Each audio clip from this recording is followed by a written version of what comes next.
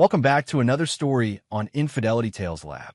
Before we begin, tell us, where in the world are you watching from? Now, let's dive into today's story. Chapter 1. The Birthday Humiliation. Alex Johnson had always prided himself on being a patient man. 20 years in the military had taught him the value of calculated restraint, of observing before acting. But as he watched his 8-year-old son Tommy's face crumble at the sight of his birthday cake, Alex felt something cold and final settle in his chest. Sarah Johnson stood in the kitchen doorway, her blonde hair perfectly styled despite the early morning hour, watching their son with barely concealed amusement.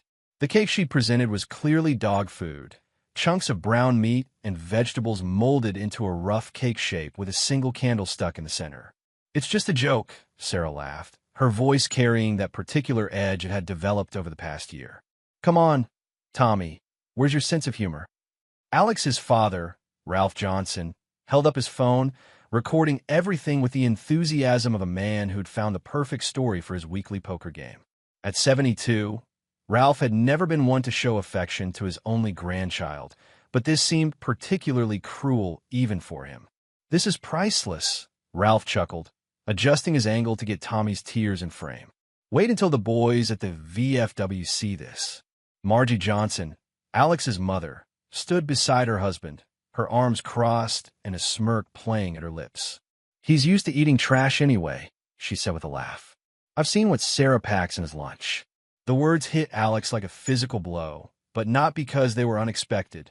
His mother had always favored Sarah over him, had always made it clear that she thought his wife was too good for him. What shocked him was the casual cruelty directed at Tommy, his innocent son who was already struggling with being the smallest kid in his grade. Alex said nothing, just smiled. The same smile he'd worn when enemy combatants had thought they'd gotten the better of him in Afghanistan. The same smile that had preceded some of his most decisive victories. Tommy ran from the room, his small footsteps echoing up the stairs, followed by the slam of his bedroom door. Sarah shrugged and began preparing her real breakfast, Greek yogurt and granola, the same pristine meal she'd eaten every morning for the past 3 years. "You could have at least waited until after school," Alex said quietly, his voice carrying no emotion. "Oh, please," Sarah rolled her eyes. "It's not like he won't get over it. Kids are resilient. Besides, maybe this will toughen him up a little. He's too soft." Ralph lowered his phone, finally stopping the recording. "Your wife's got a point, Alex. The boy needs some backbone. When you were his age, we would have laughed right along with a joke like that." Alex remembered being 8 years old. He remembered his parents' idea of humor, their casual cruelty disguised as character building. He'd sworn his own children would never experience that. Yet here they were, 3 generations of Johnsons, and nothing had changed. "I'm going to check on Tommy," Alex said, heading toward the stairs. "Don't coddle him," Sarah called after him. "He needs to learn that the world isn't going to hand him everything on a silver platter." Alex paused at the bottom of the stairs, his hand gripping the banister.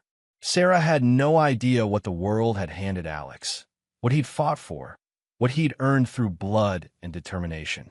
She had no idea what he was capable of when pushed too far. He found Tommy face down on his bed, his small body shaking with quiet sobs. Alex sat on the edge of the bed and placed a gentle hand on his son's back. "I'm sorry about that, buddy," Alex said softly. "That wasn't right." Tommy turned over, his face red and streaked with tears. "Why did Mom do that? It's my birthday." Alex felt something fundamental shift inside him. Looking at his son's confused, hurt expression, he realized that this moment would define everything that came after. Tommy would remember this birthday for the rest of his life. He'd remember how his mother had humiliated him, how his grandparents had laughed, and how his father had responded. "Sometimes adults make bad choices," Alex said carefully. "But I want you to know that what happened downstairs wasn't about you. You didn't do anything wrong. Is Mom going to make me a real cake?" Alex pulled his son into a hug, breathing in the scent of his shampoo, feeling the delicate bones of his shoulders. "I'll make sure you get the birthday you deserve," he promised. "I'll handle everything." After Tommy had calmed down and Alex had helped him get ready for school, Alex returned downstairs to find Sarah on her phone, laughing at something on the screen. His parents had left, but Ralph's words echoed in his mind. "This is priceless." "Sarah," Alex said quietly. She didn't look up from her phone. "What? Who were you texting?" Now she glanced up, her expression shifting to mild annoyance. "Just a friend." "What?" Alex had been married to Sarah for 10 years. He knew her tells, her micro-expressions, the way her voice changed when she was lying. He also knew that she'd been increasingly distant over the past year, increasingly critical of both him and Tommy. He'd attributed it to stress from her job at the marketing firm, but now he wondered if there was more to it. "Nothing," he said, maintaining that same calm smile. "I just wanted to know if you were sharing the video of our son's humiliation with anyone else." Sarah's cheeks flushed slightly. "It was just funny, Alex." "God, you're so sensitive." "It's not like I posted it on social media or anything." But she had shared it with someone she was comfortable enough with to send a video of their family's private moment. Someone who would appreciate the humor in a child's disappointment. "I'm going to pick up a real cake for Tommy after work," Alex said. "Fine," Sarah shrugged. "Waste the money. But don't expect me to pretend it's some grand gesture." The joke was harmless. Alex nodded and headed to the garage. As he drove to work, he thought about his son's tears, his wife's casual cruelty, his parents' laughter. He thought about the life he'd built, the family he'd tried to protect, the woman he'd trusted with his heart and his child's well-being. By the time he reached his office at the construction company he'd built from nothing after leaving the military, Alex had made a decision. Some betrayals were too deep to forgive. Some wounds were too deliberate to heal. He'd spent 20 years learning patience in the military, but he'd also learned something else: how to plan, how to execute, and how to win when winning mattered most. Sarah and whoever she was texting had no idea what they'd set in motion with their cruel joke, but they would learn. Chapter 2: The Discovery. Alex Johnson's construction company, Apex Building Solutions, occupied a modest office complex on the industrial side of town. He'd built it from the ground up after his military discharge, leveraging his engineering background and leadership experience into a thriving business that specialized in high-end residential projects. The work was honest, profitable, and provided him with the resources to give his family a comfortable life. More importantly, it had taught him how to investigate. In construction, you learned to spot problems before they became disasters. You developed an eye for structural weaknesses, for signs that something wasn't built to last.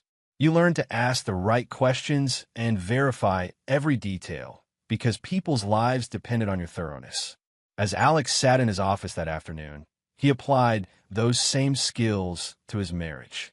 Sarah's phone records were easy enough to access. They shared a family plan, and Alex was the primary account holder. What he found made his jaw tighten with something that went beyond anger into a realm of cold, calculating fury. Hundreds of texts over the past 8 months to a number registered to Brett Young. The frequency had increased dramatically in recent weeks, with exchanges happening at all hours of the day and night. The content preview function showed fragments. "Can't wait to see you. He's so clueless. Soon we won't have to hide anymore." Alex pulled up Brett Yang's social media profiles. 34 years old, fitness instructor at Elite Fitness downtown, divorced with no children. His Instagram was full of shirtless photos, motivational quotes about living authentically, and comments from women that made it clear he had quite a following. But it was a photo from 3 weeks ago that made Alex's blood run cold. Brett Young and Sarah Johnson, clearly taken at some upscale restaurant, her hand resting on his arm, both of them gazing at each other with the intensity of new lovers. Sarah was wearing the dress Alex had bought her for their anniversary last year. The caption read, "When you find someone who makes you laugh until your stomach hurts." #blessed #new chapter. Alex scrolled through the comments. Several people had congratulated them on their relationship, calling them a perfect couple, asking when they were going to make it official. One comment from a woman named Desiree Kern made Alex's chest tighten. "Sarah's so lucky to have found someone who appreciates her sense of humor. That video you sent was hilarious." So the video of Tommy's humiliation had been shared. His son's pain had become entertainment for Sarah's new social circle. Alex spent the next hour conducting a thorough background check on Brett Young. Military training had its benefits. Alex still maintained contacts in various agencies, and a few discreet phone calls revealed interesting information. Brett had been fired from 2 previous gyms for inappropriate relationships with married clients. He was currently 3 months behind on his car payments and had recently taken out a high-interest personal loan for $15,000. Most interesting of all, Brett Young had been asking questions about Alex's business.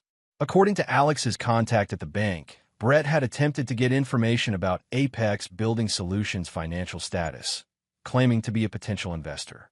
The bank had, of course, refused to provide any details, but it painted a clear picture of Brett's intentions. Alex leaned back in his chair, processing the information. This wasn't just an affair born of passion or emotional connection. Brett Young was a predator who targeted wealthy married women, and Sarah had walked right into his trap. But instead of feeling sorry for his wife, Alex felt something colder. Sarah had chosen this. She'd chosen to humiliate their son, to betray their marriage, to destroy their family for a man who saw her as nothing more than a paycheck. His phone buzzed with a text from Sarah, "Working late tonight. Don't wait up." Alex smiled that same calm smile from the morning. He typed back, "No problem. Take your time." Then he made a series of phone calls. The first was to his lawyer, Ian Brennan, who'd handled the legal aspects of Alex's business for years. Ian was discreet, thorough, and had a reputation for aggressive representation when needed. "Ian, I need to discuss some personal matters," Alex said when the lawyer answered. "Hypothetically, what would be the best way to protect my assets if I were facing a divorce?" "That's an interesting hypothetical," Ian replied carefully. "How time-sensitive is this hypothetical situation?" "Very." "I see. Well, hypothetically, the sooner we act, the better positioned you'd be. There are several strategies we could employ, but timing is crucial. How confident are you that divorce is inevitable?" Alex thought about Tommy's tears, about Sarah's cruel laughter, about the casual way she'd shared their son's humiliation with her lover. "Completely confident. Then I'd suggest we meet tomorrow morning. Bring all your financial documents, and we'll discuss your options." Hypothetically, of course.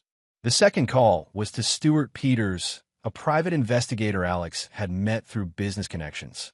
Stuart was ex-FBI, methodical, and completely uninterested in moral judgments. He dealt in facts and evidence. "Stuart, I need comprehensive surveillance on 2 individuals," Alex said. "I need to know everything. Where they go, who they see, what they do. I need it all documented with timestamps and photographs. Time frame, starting immediately, ongoing until I say stop." "Understood. Send me the details, and I'll have a team in place by tonight." The third call was to his accountant, where Alex began the process of restructuring his business assets. Perfectly legal maneuvers that would make it very difficult for Sarah to claim half of everything he'd built. By the time Alex left the office, he had the framework of a plan in place. But this wasn't just about protecting himself financially. This was about justice. This was about making sure that people who hurt innocent children face consequences. As he drove to pick up Tommy's birthday cake, an elaborate chocolate creation from the best bakery in town, Alex thought about the next phase of his strategy. Sarah and Brett Young had underestimated him, had seen him as just another clueless husband who could be manipulated and discarded. They had no idea they were dealing with a man who'd spent 2 decades learning how to neutralize threats. When Alex arrived home, he found Tommy sitting at the kitchen table, working on homework with the focused concentration of a child trying to forget a bad day. His son's face lit up when he saw the cake box. "Is that for me?" Tommy asked. "Happy birthday, buddy," Alex said, setting the box on the counter. The real celebration starts now. As they shared cake and Alex listened to Tommy talk about his day at school, Alex felt his resolve solidify. This boy deserved better than a mother who would humiliate him for entertainment and grandparents who would laugh at his pain. He deserved a father who would fight for him, who would create a better life for both of them. Sarah came home at midnight, slipping into bed beside Alex with the satisfied exhaustion of someone who'd had a very good evening. She smelled like expensive cologne that wasn't Alex's brand. "How was work?" Alex asked quietly in the darkness. "Exhausting," Sarah murmured, "but productive." We're making progress on the Morrison account. Alex knew there was no Morrison account. He'd checked. I'm glad, he said, and meant it. Every lie Sarah told, every deception she added to the pile, would make what came next easier to justify. Sweet dreams. As Sarah drifted off to sleep beside him, Alex stared at the ceiling and finalized his plans. Tomorrow, the real work would begin. Chapter 3. The Foundation. The next morning brought the first tangible results of Alex's investigation.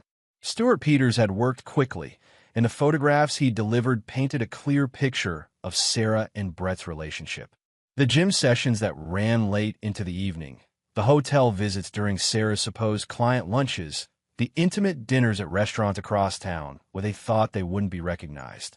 But it was the video footage that truly captured Alex's attention. Stuart had managed to record Sarah and Brett at a coffee shop, laughing over Sarah's phone as they replayed the video of Tommy's birthday humiliation. Brett's reaction was particularly telling. He'd thrown his head back in genuine amusement, slapping the table as if it were the funniest thing he'd ever seen. The boy needs to toughen up anyway. Brett's voice came through clearly on the recording. Kids today are too soft. A little embarrassment builds character. Sarah had nodded enthusiastically. Exactly what I told Alex. He's always coddling Tommy. The kid needs to learn how the real world works. Alex closed the laptop and looked across his office at Ian Brennan, who'd been reviewing the financial documents they'd spent the morning organizing. This is solid evidence of adultery, Ian said, tapping the stack of photographs. In this state, that gives us significant leverage. Combined with the asset restructuring we've implemented, you'll be in a very strong position. What about custody? Alex asked. Given the evidence of Sarah's casual cruelty toward your son, documented in her own words and actions, I'd say you have an excellent chance of primary custody, especially with your military background and stable business ownership. You're exactly the kind of father courts prefer to see you raising children. Alex nodded, but his mind was already moving beyond the legal aspects of divorce. Sarah and Brett had made this personal when they'd humiliated Tommy. They crossed a line that couldn't be uncrossed with paperwork and court orders. Ian, I need you to handle something else for me, Alex said. I want to buy Brett Yang's debt. The lawyer raised an eyebrow. His debt? He owes $15,000 on a personal loan, 3 months behind on his car payments, and I imagine he has credit card debt as well. I want to purchase all of it through intermediary companies so he doesn't know I'm involved. That's unusual and potentially expensive. What's your goal? Alex's smile was cold and patient. Control. When you own someone's debt, you own them. I want Brett Yang to understand exactly how precarious his position is. I can make some calls, Ian said carefully. But Alex, whatever you're planning, make sure it stays within legal boundaries. You don't want to give Sarah ammunition in custody proceedings. Everything I do will be perfectly legal, Alex assured him. I'm not interested in breaking the law. I'm interested in using it to my advantage. After Ian left, Alex spent the afternoon researching Brett Yang's gym, Elite Fitness. The business was struggling. High overhead, expensive equipment loans, and declining membership numbers. The owner, Eduardo Hoyt, was a former bodybuilder who'd invested everything he had into the gym and was now facing financial difficulties. Alex called Eduardo and arranged a meeting for the following day, presenting himself as a potential investor interested in the fitness industry. It wasn't entirely false.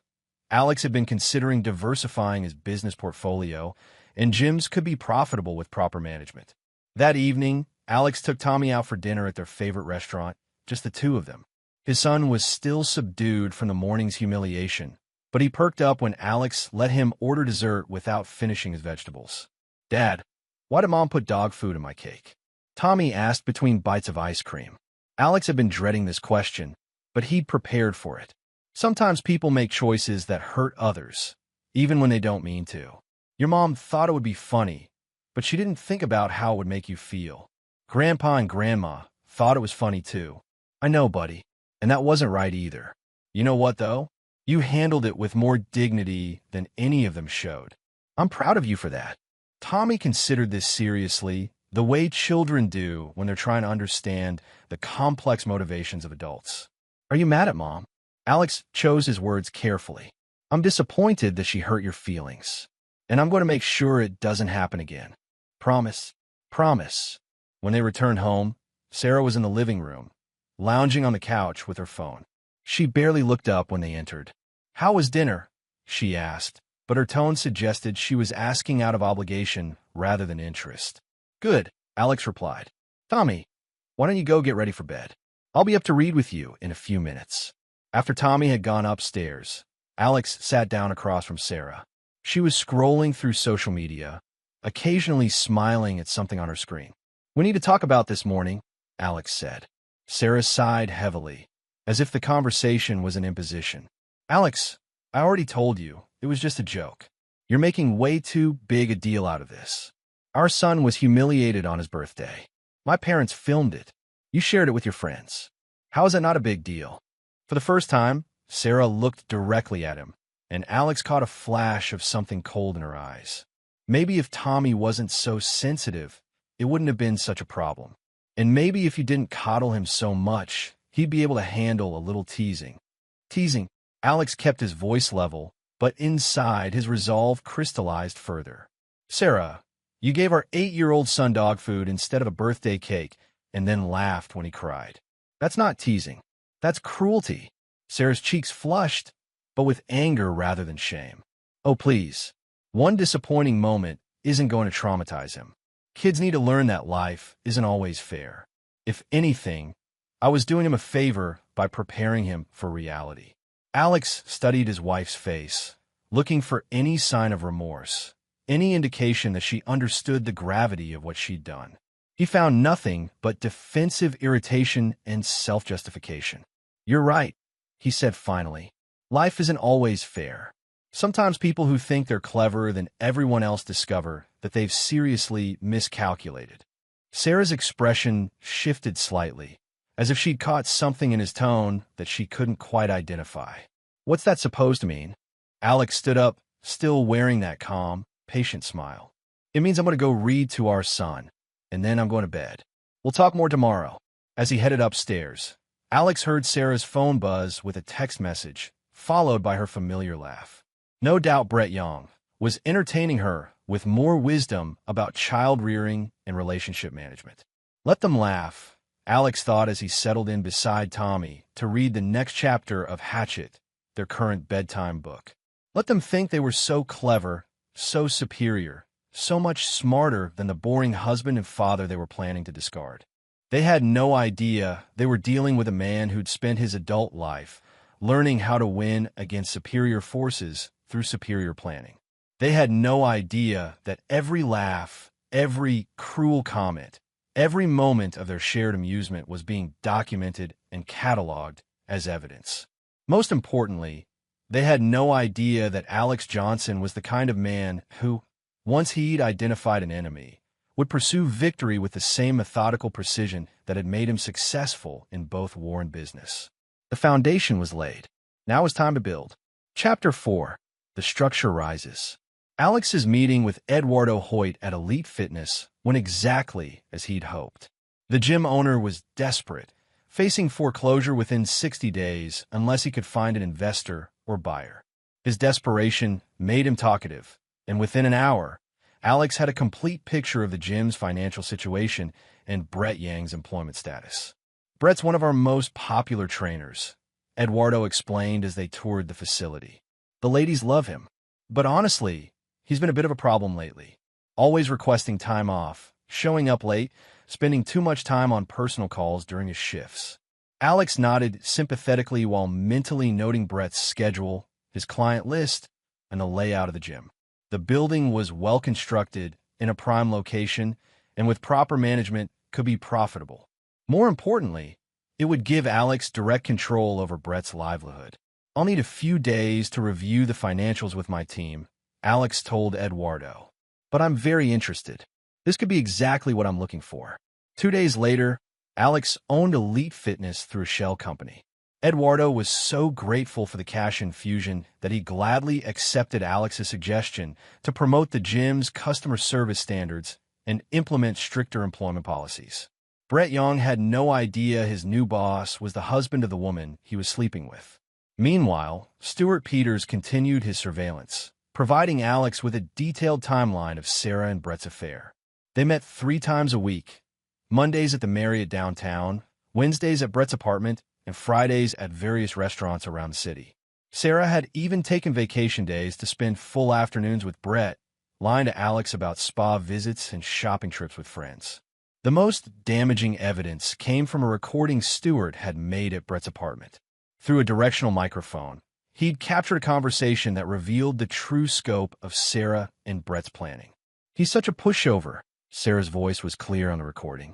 20 years of marriage, and he's never stood up to me once. When I file for divorce, he'll probably just roll over and agree to whatever I ask for. What about the kid?" Brett's voice carried casual indifference. "Tommy? Alex can have him. I never wanted children anyway. The whole mother thing was just part of the package deal. Now that I've found someone who actually understands me, I don't need to pretend anymore." Alex had listened to this recording 3 times, each playback strengthening his resolve. Sarah wasn't just betraying their marriage. She was planning to abandon their son. Tommy would grow up knowing his mother had chosen another man over him, had walked away without a fight. That was unacceptable. Alex's next move was psychological. He began subtly altering Sarah's routine, creating small disruptions that would increase her stress and push her toward making mistakes. He rescheduled contractors to work on their house during times when Sarah usually met Brett, forcing her to find excuses to leave. He arranged for Tommy's school events to conflict with her planned afternoons away.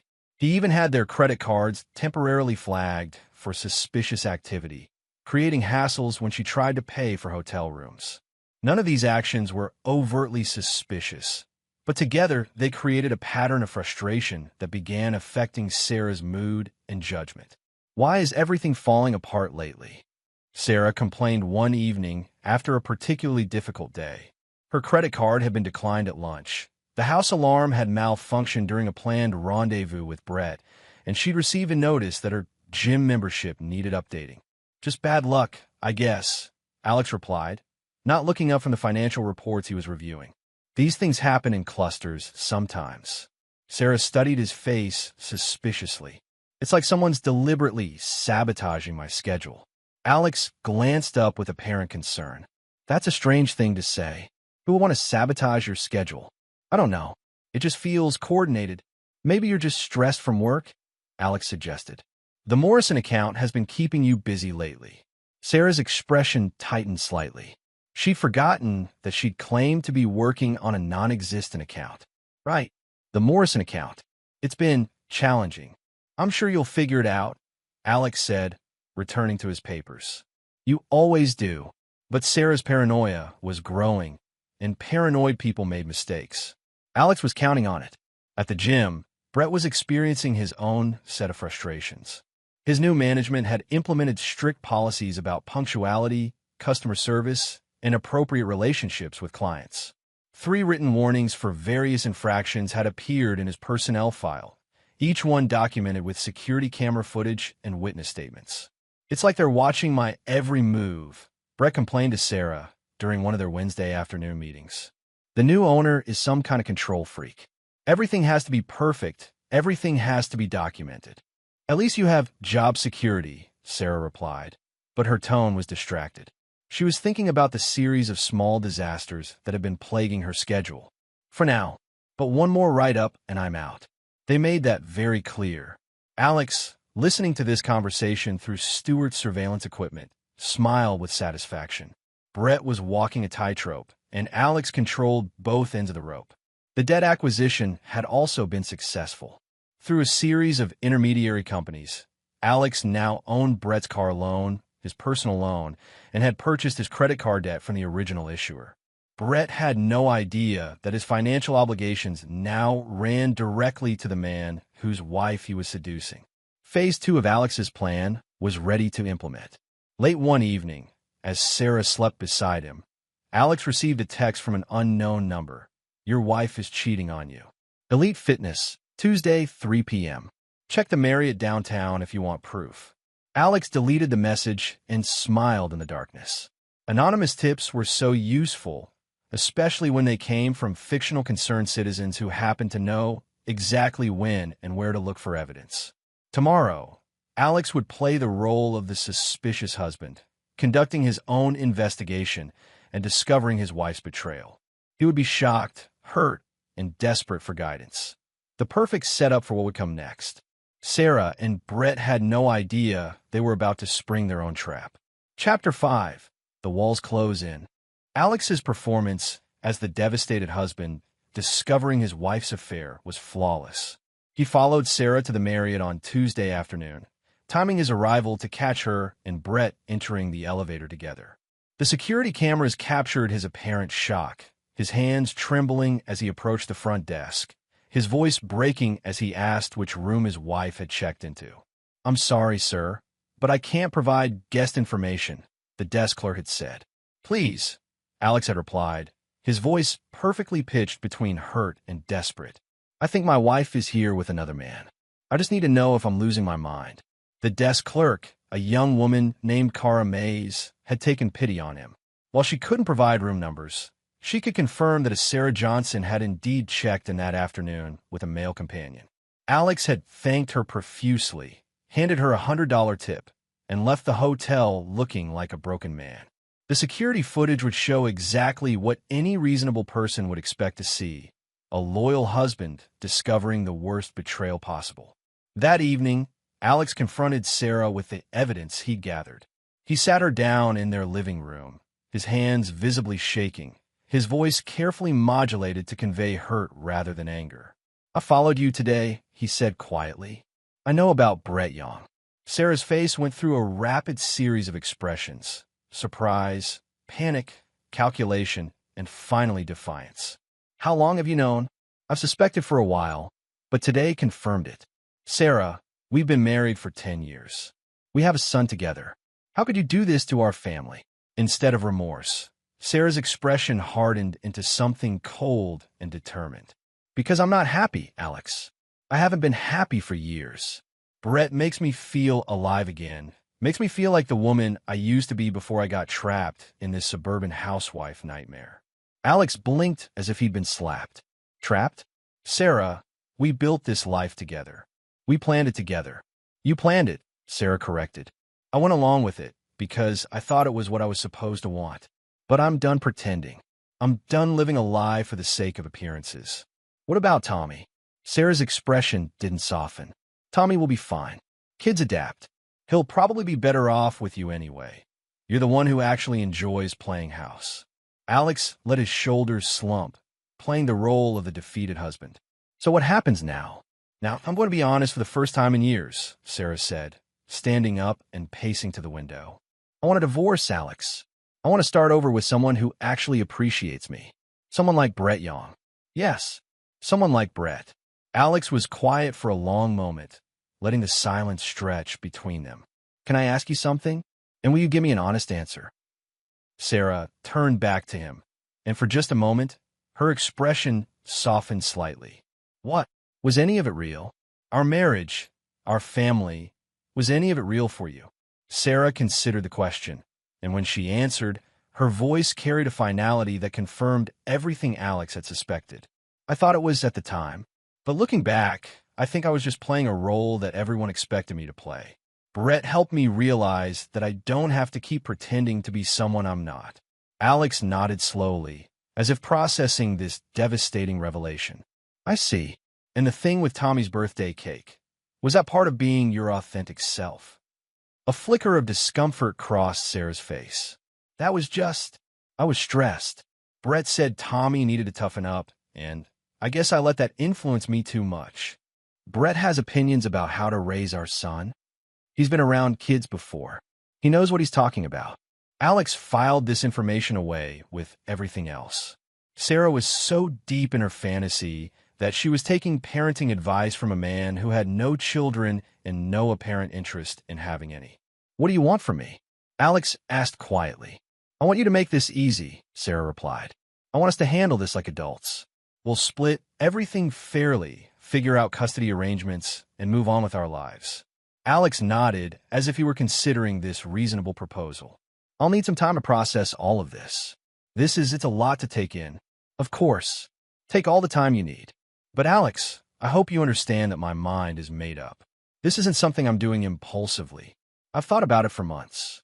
After Sarah went upstairs, presumably to text Brett about the conversation, Alex sat alone in his living room and felt a cold satisfaction settle over him. Sarah had just made several critical mistakes. She'd admitted to adultery without any coercion. She'd expressed her intention to abandon their son. Most importantly, she'd revealed that Brett Young was influencing her decisions about Tommy's welfare. Any family court judge would find Sarah's casual attitude toward her son's emotional needs deeply troubling. But Alex wasn't content to simply win a custody battle. Sarah and Brett had hurt his child, had laughed at Tommy's pain, had planned to tear apart his family for their own selfish desires. Legal victory wasn't enough. They needed to understand that actions had consequences and that some people couldn't be manipulated or discarded without repercussions. The next phase of Alex's plan required precision, timing, and careful orchestration. Over the following week, he began implementing a series of moves that would systematically dismantle both Sarah and Brett's carefully constructed lives. At Elite Fitness, Brett received his final warning for inappropriate conduct with female clients. Security cameras had captured him exchanging personal phone numbers with married women, using gym equipment during off hours without authorization, and spending excessive time in private training sessions that involved more conversation than exercise. One more incident and you're terminated, Eduardo informed him. The new ownership is very strict about maintaining professional standards. Brett was furious but powerless. He needed the job, especially with his mounting debt obligations. What he didn't know was that those debts were about to become much more demanding. Alex's intermediary companies began calling in Brett's loans simultaneously. His car loan was accelerated due to missed payments. His personal loan was declared in default, and his credit card were frozen pending review of his account status. Within a single week, Brett went from financial stress to financial crisis. How can they all demand payment at once? Brett asked Sarah during one of their increasingly tense meetings. It's like they're coordinating against me. Maybe it's just bad timing, Sarah replied, but she was dealing with her own mysterious problems. Her credit score had suddenly dropped due to irregularities in her financial history. Her company's HR department had received an anonymous tip about her falsified expense reports, leading to an internal investigation. Even her gym membership had been revoked due to a clerical error that would take weeks to resolve. Both Sarah and Brett were beginning to feel like they were under siege, but neither could identify the source of their troubles. Their stress was affecting their relationship, creating tension and blame where there had once been passion and excitement. Alex watched it all unfold with the patience of a man who understood that the best victories were those where your enemies defeated themselves. He was simply providing the pressure that revealed their true characters. The final phase was ready to begin. Chapter 6: The Trap Springs. The anonymous letter arrived at Sarah's workplace on a Thursday morning, delivered by a courier service that had no record of who had paid for the delivery. It was addressed to her personally and marked confidential, personal matter. Inside was a single sheet of paper with a brief message printed in generic font. Your husband knows everything. He's been planning his revenge for weeks. Check your bank accounts. Check your credit report. Ask yourself why everything in your life is suddenly falling apart. Get out now before it's too late. Sarah's hands trembled as she read the message twice, then a third time. She immediately called Brett, who was dealing with his own crisis at the gym. We need to meet, she said, her voice tight with panic. Something's wrong. Something's very wrong. They met at a coffee shop across town, both looking haggard and suspicious. Sarah showed Brett the letter, and his face went pale as he read it. This explains everything, Brett said, his voice hollow. The job problems, the loan issues, the surveillance at work. He's been orchestrating this whole thing. But how? Alex doesn't have the connections or the knowledge to pull off something like this. He builds houses. He was military, Brett reminded her. Special forces guys learn all kinds of skills. And he's got money, Sarah. Rich people can buy any kind of help they need. Sarah felt a chill of real fear. She'd always seen Alex as predictable, controllable, the kind of man who would accept whatever life handed him without fighting back. The idea that he might be actively working against her was terrifying. "What do we do?" she asked. Brett was quiet for a long moment, thinking. "We accelerate our timeline. You file for divorce immediately, before he can make any more moves. We take whatever we can get and disappear." "Disappear where?" "I've got connections in other states. We can start over somewhere else, somewhere he can't reach us." Sarah felt her carefully constructed fantasy beginning to crumble. Instead of a romantic new beginning with Brett, she was facing the prospect of running away like a criminal, abandoning her comfortable life and her son for an uncertain future with a man she was beginning to realize she barely knew. "What about Tommy?" she asked. Brett's expression hardened. "What about him? You said yourself he'd be better off with his father. This just makes it official." The casual way he dismissed her son's welfare was like a slap in the face. "Brett, he's my child. And he's Alex's child, too. Look, Sarah, we always knew this was going to be complicated. But if your husband is really as dangerous as this letter suggests, then staying here isn't an option. We take what we can get and go, or we risk losing everything." That evening, Sarah returned home to find Alex in his study, calmly reviewing documents. Tommy was upstairs doing homework, and the house felt peaceful, normal. It was hard to reconcile this domestic tranquility with the image of Alex as a ruthless manipulator orchestrating her downfall. "Alex, we need to talk," she said from the doorway. He looked up with what appeared to be genuine surprise. "Of course. Come in." Sarah entered the study and closed the door behind her. "I've decided I want to proceed with the divorce immediately. I've already contacted a lawyer." Alex's expression shifted to what looked like resignation mixed with sadness. "I see. I was hoping we might try counseling first, but if your mind is made up..." "It is. I want this to be as straightforward as possible. We split the assets 50-50. I take my personal belongings, and we work out a custody arrangement for Tommy." "What kind of custody arrangement were you thinking?" Sarah hesitated. This was the moment where she would reveal her true intentions. "I think Tommy would be better off with you as the primary guardian. I'll take visitation rights, of course, but you're more suited to daily parenting responsibilities." Alex was quiet for a long moment, and when he spoke, his voice carried a note of genuine confusion. "Sarah, are you saying you don't want custody of our son?" "I'm saying I want what's best for him. And what's best for him is stability, routine, a parent who can be there consistently. You can provide that better than I can." "Because you're planning to leave town?" Sarah's eyes sharpened. "What makes you say that?" "Just a feeling. The way you're talking, it sounds like you're planning to start completely over somewhere else." The conversation was making Sarah increasingly uncomfortable. Alex seemed surprised by her decisions rather than triumphant, confused rather than calculating. Either he was an exceptional actor, or the anonymous letter had been wrong about his involvement in her recent troubles. "I just want us both to be able to move forward with our lives," she said carefully. "I understand. And Sarah, despite everything that's happened, I want you to be happy.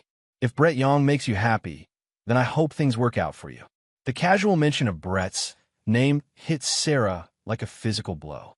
Alex knew about Brett, had known all along, but his tone carried no anger or threat, just tired acceptance. "How long have you known?" she asked. "A few weeks. I had you followed. And you didn't say anything?" Alex shrugged. "What was I supposed to say? That I wanted you to stay with someone who clearly didn't want to be here? That I wanted to force you to pretend to love me and our son?" Sarah felt tears welling up in her eyes, but she wasn't sure if they were from guilt, relief, or confusion. "Alex, I never meant for things to happen this way. I know. These things rarely happen the way we plan them." Alex paused, then continued in a quieter voice. "Can I ask you one favor?" "What?" "Don't disappear without saying goodbye to Tommy. Whatever happens between us, he deserves to hear from you that it's not his fault." Sarah nodded, not trusting her voice. The conversation wasn't going anything like she'd expected. Instead of the confrontation she'd braced for, Alex was being reasonable, understanding, even kind. It was making her question everything Brett had told her about Alex's supposed revenge campaign. After Sarah left the study, Alex sat back in his chair and smiled. The performance had been perfect. Sarah was now completely off balance, questioning her assumptions, doubting Brett's judgment. The anonymous letter had done exactly what Alex had intended. It had forced Sarah and Brett to reveal their true characters under pressure. Brett had immediately suggested running away, abandoning Tommy without a second thought. Sarah had been willing to consider it. Both of them had shown that when faced with consequences for their actions, their first instinct was to flee rather than take responsibility. It was exactly the evidence Alex needed for the final phase of his plan. Tomorrow, everything would come together. Sarah and Brett had played their parts perfectly, never realizing they were following a script Alex had written from the beginning. The trap had sprung. Now it was time to collect what he was owed. Chapter 7. The Reckoning Begins. Alex's plan reached its crescendo on a Friday afternoon when multiple carefully orchestrated events converged with military precision. He'd spent weeks positioning the pieces, and now it was time to watch them fall. At exactly 2:30 p.m., Brett Young received a phone call at Elite Fitness from a debt collection agency, informing him that all his loans had been consolidated and were now due in full within 48 hours. The total amount was $63,000, far more than Brett had realized he owed due to accelerated interest and penalties. "There must be some mistake," Brett protested. "I need to speak to a supervisor." "The loans have been purchased by a private investment firm," the collection agent explained. "They have the legal right to demand immediate payment. If you cannot comply, repossession proceedings will begin Monday morning." At the same time, Sarah was sitting in her divorce attorney's office, receiving devastating news about her legal position. The lawyer, Tony Black, was one of the most expensive in the city, but his expression was grim as he reviewed Alex's financial disclosures. "Mrs. Johnson, I'm afraid your husband has restructured his assets in a way that significantly limits what you can claim in a divorce settlement," Tony explained. "His business holdings have been moved into trusts and LLCs that predate your marriage. Most of your joint assets appear to have been funded primarily by his earnings, which gives him considerable leverage." "But we've been married for 10 years, Sarah protested. "I contributed to building that life." "That's certainly an argument we can make, but the documentation suggests otherwise. Your husband has been very thorough in establishing the source of all marital assets. Additionally, we have the problem of the adultery evidence." Sarah's stomach dropped. "What adultery evidence?" Tony slid a thick folder across the desk. "Security camera footage, private investigator reports, financial records showing hotel payments and gifts to your boyfriend. Mrs. Johnson, your husband has documented everything. In a state where adultery affects both asset division and custody decisions, this evidence is devastating." Sarah opened the folder with trembling hands and saw photograph after photograph of her and Brett together. Hotel receipts with her signature, text message transcripts, even the video of Tommy's birthday humiliation, with timestamps showing when she'd shared it with Brett. "There's more," Tony continued. "Your husband has evidence that your boyfriend has been influencing your parenting decisions regarding your son. Family courts take a very dim view of that kind of outside interference in child welfare." Meanwhile, at Elite Fitness, Brett was experiencing his own catastrophe. Eduardo Hoyt called him into the office and handed him a termination notice, effective immediately. "I'm sorry, Brett, but the new ownership has made it clear that your employment here is no longer viable," Eduardo explained. "There have been too many incidents, too many violations of company policy." "This is insane," Brett protested. "I've been one of your best trainers for 3 years." "That may be true, but the new management has different standards. Your final paycheck will be ready Monday, minus deductions for equipment damage and policy violations." Brett stormed out of the gym, his phone buzzing with calls from creditors and collection agencies. His car had already been repossessed from the parking lot while he was being fired. His apartment lease was in jeopardy due to missed payments. In the span of 2 hours, his entire life had collapsed. He called Sarah in a panic. "We need to meet right now. Everything's falling apart." Sarah, still reeling from her attorney's revelations, agreed to meet at their usual coffee shop. When she arrived, Brett looked like a man on the edge of a breakdown.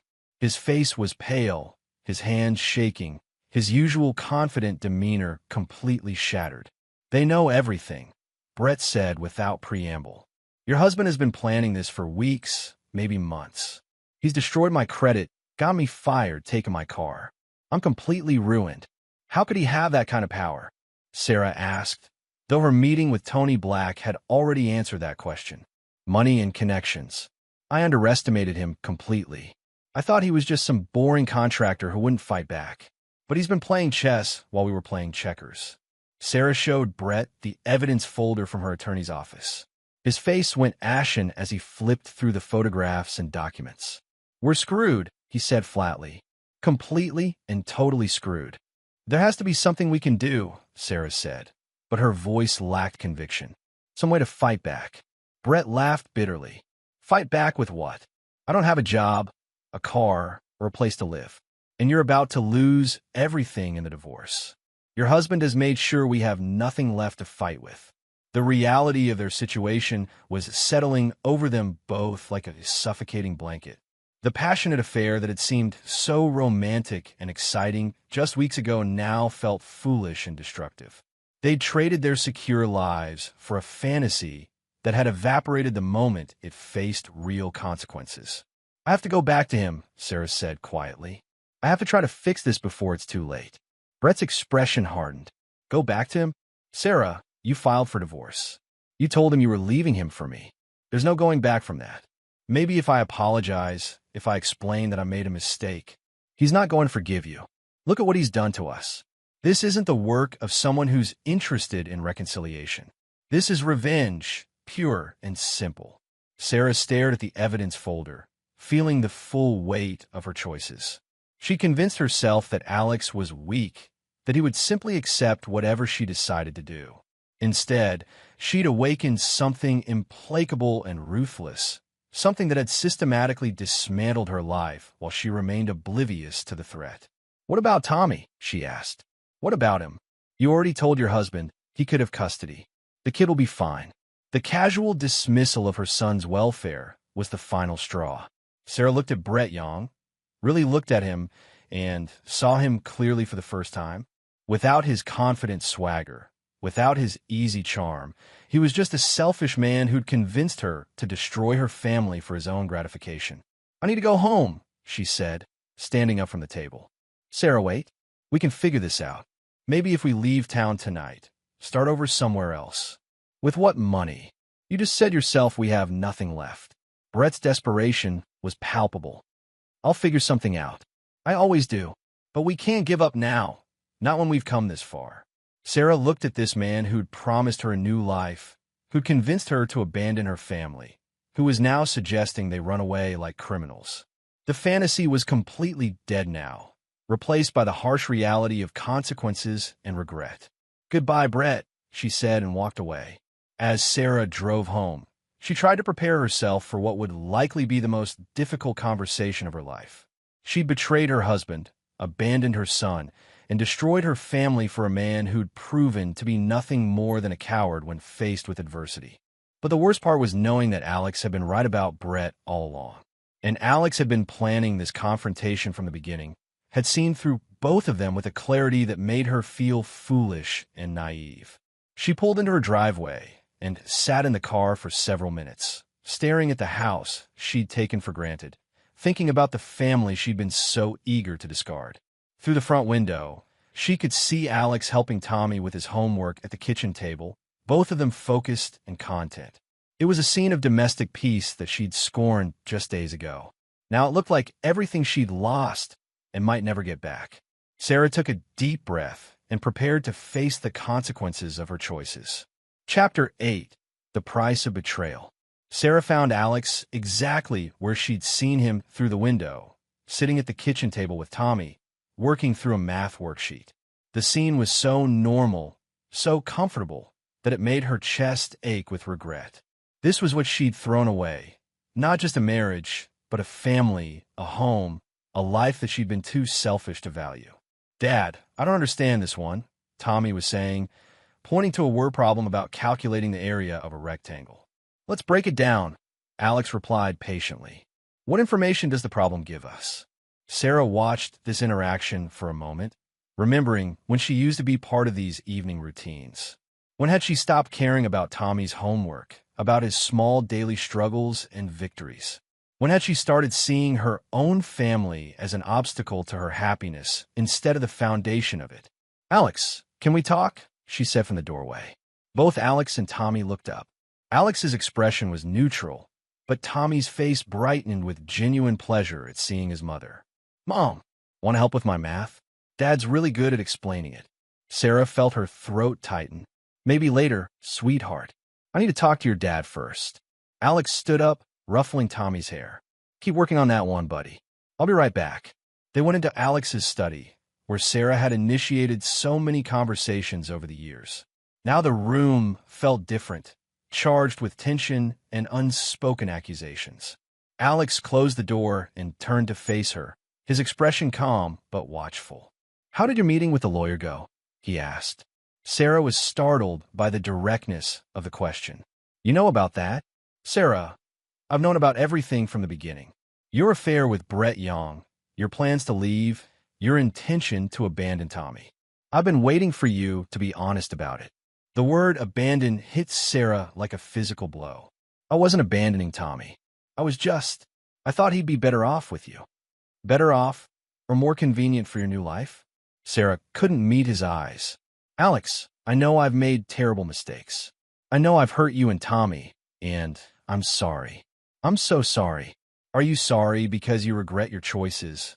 Or because those choices have consequences?" The question was devastating in its accuracy. Sarah realized she didn't know the answer, and that uncertainty terrified her. "I want to try to fix this," she said quietly. "I want to find a way to make things right." Alex studied her face for a long moment. "Do you love Brett Young?" I thought I did, but I don't think I really knew him. When everything started falling apart, he just wanted to run away. He was willing to abandon Tommy without a second thought. And that surprised you?" Sarah's cheeks burned with shame. "Yes. No. I don't know. I wasn't thinking clearly about any of this." "You were thinking clearly enough to humiliate our son on his birthday. You were thinking clearly enough to share that humiliation with your boyfriend. You were thinking clearly enough to plan a life that didn't include Tommy." Each accusation was delivered in the same calm, measured tone, but they cut deeper than shouting would have. Sarah felt tears starting to fall, but Alex's expression didn't soften. "I know," she whispered. "I know I was cruel to him. I know I was a terrible mother. But Alex, I want to try to be better. I want to try to fix this family." "Why?" The single word hung in the air between them. Sarah realized that Alex was asking her to examine her true motivations, to be honest about whether her desire for reconciliation was genuine or just another form of self-preservation. "Because I love you," she said finally. "Because I love Tommy. Because I threw away the most important things in my life for something that was never real." Alex was quiet for a long time, and when he spoke, his voice carried a finality that made Sarah's heart sink. "Sarah, there's something you need to understand. I could forgive you for betraying me. I could probably even forgive you for the affair, for the lies, for choosing another man over our marriage. But I will never forgive you for what you did to Tommy. Alex, please. You humiliated our 8-year-old son on his birthday. You laughed while he cried. You shared his pain with your boyfriend as entertainment. And when you thought about your future with Brett, you saw Tommy as an inconvenience to be discarded." Sarah felt the weight of those accusations settling over her like a suffocating blanket. "I know I was wrong. I know I hurt him. But children forgive, don't they? Can I try to make it up to him? Tommy does forgive easily. He's a good kid with a generous heart. But I'm his father, and my job is to protect him from people who would hurt him, even if one of those people is his mother." The finality in Alex's voice was terrifying. Sarah realized that she'd fundamentally misunderstood the man she'd married. She'd seen his kindness as weakness, his patience as passivity. She'd never considered that beneath that calm exterior was a core of absolute resolve when it came to protecting the people he loved. "What happens now?" she asked. "Now you make a choice," Alex said. "You can fight the divorce, try to claim assets you have no legal right to, attempt to get custody of a child you've already demonstrated you don't want. You can make this ugly and painful for everyone involved. or where you can accept the settlement I'm offering. You get your personal belongings, your car, and $50,000 to help you start over. In exchange, you sign away any claim to marital assets and agree to supervise visitation with Tommy until he's old enough to decide for himself whether he wants a relationship with you. Sarah felt the ground shifting beneath her feet. Supervised visitation? You've demonstrated poor judgment regarding Tommy's welfare. You've shown that you prioritize adult relationships over his emotional needs. Until you can prove otherwise, any contact with our son will be supervised by a court-appointed guardian. The proposal was devastating but not unreasonable. Sarah knew that any family court judge would reach similar conclusions based on the evidence Alex had gathered. Her choices had painted a clear picture of a mother who was willing to abandon her child for personal gratification. And if I don't agree, then we go to court, where a judge will see all the evidence of your adultery, your abandonment of Tommy, and your plan to leave the state with a man who has no legal right to influence decisions about her son's welfare. You'll get less money, lose any chance of meaningful custody, and Tommy will have to testify about how you made him feel when you gave him dog food for his birthday. The thought of Tommy having to relive that humiliation in court was unbearable. Sarah realized that Alex had constructed this choice carefully, making the path of least resistance also the path that would cause the least additional trauma to their son. "I need time to think," she said. "Of course. But Sarah, understand that this offer expires in 48 hours. After that, we do this the hard way." As Sarah prepared to leave the study, Alex spoke one more time. "There's one more thing you should know. Brett Young has been completely cut off from all financial resources.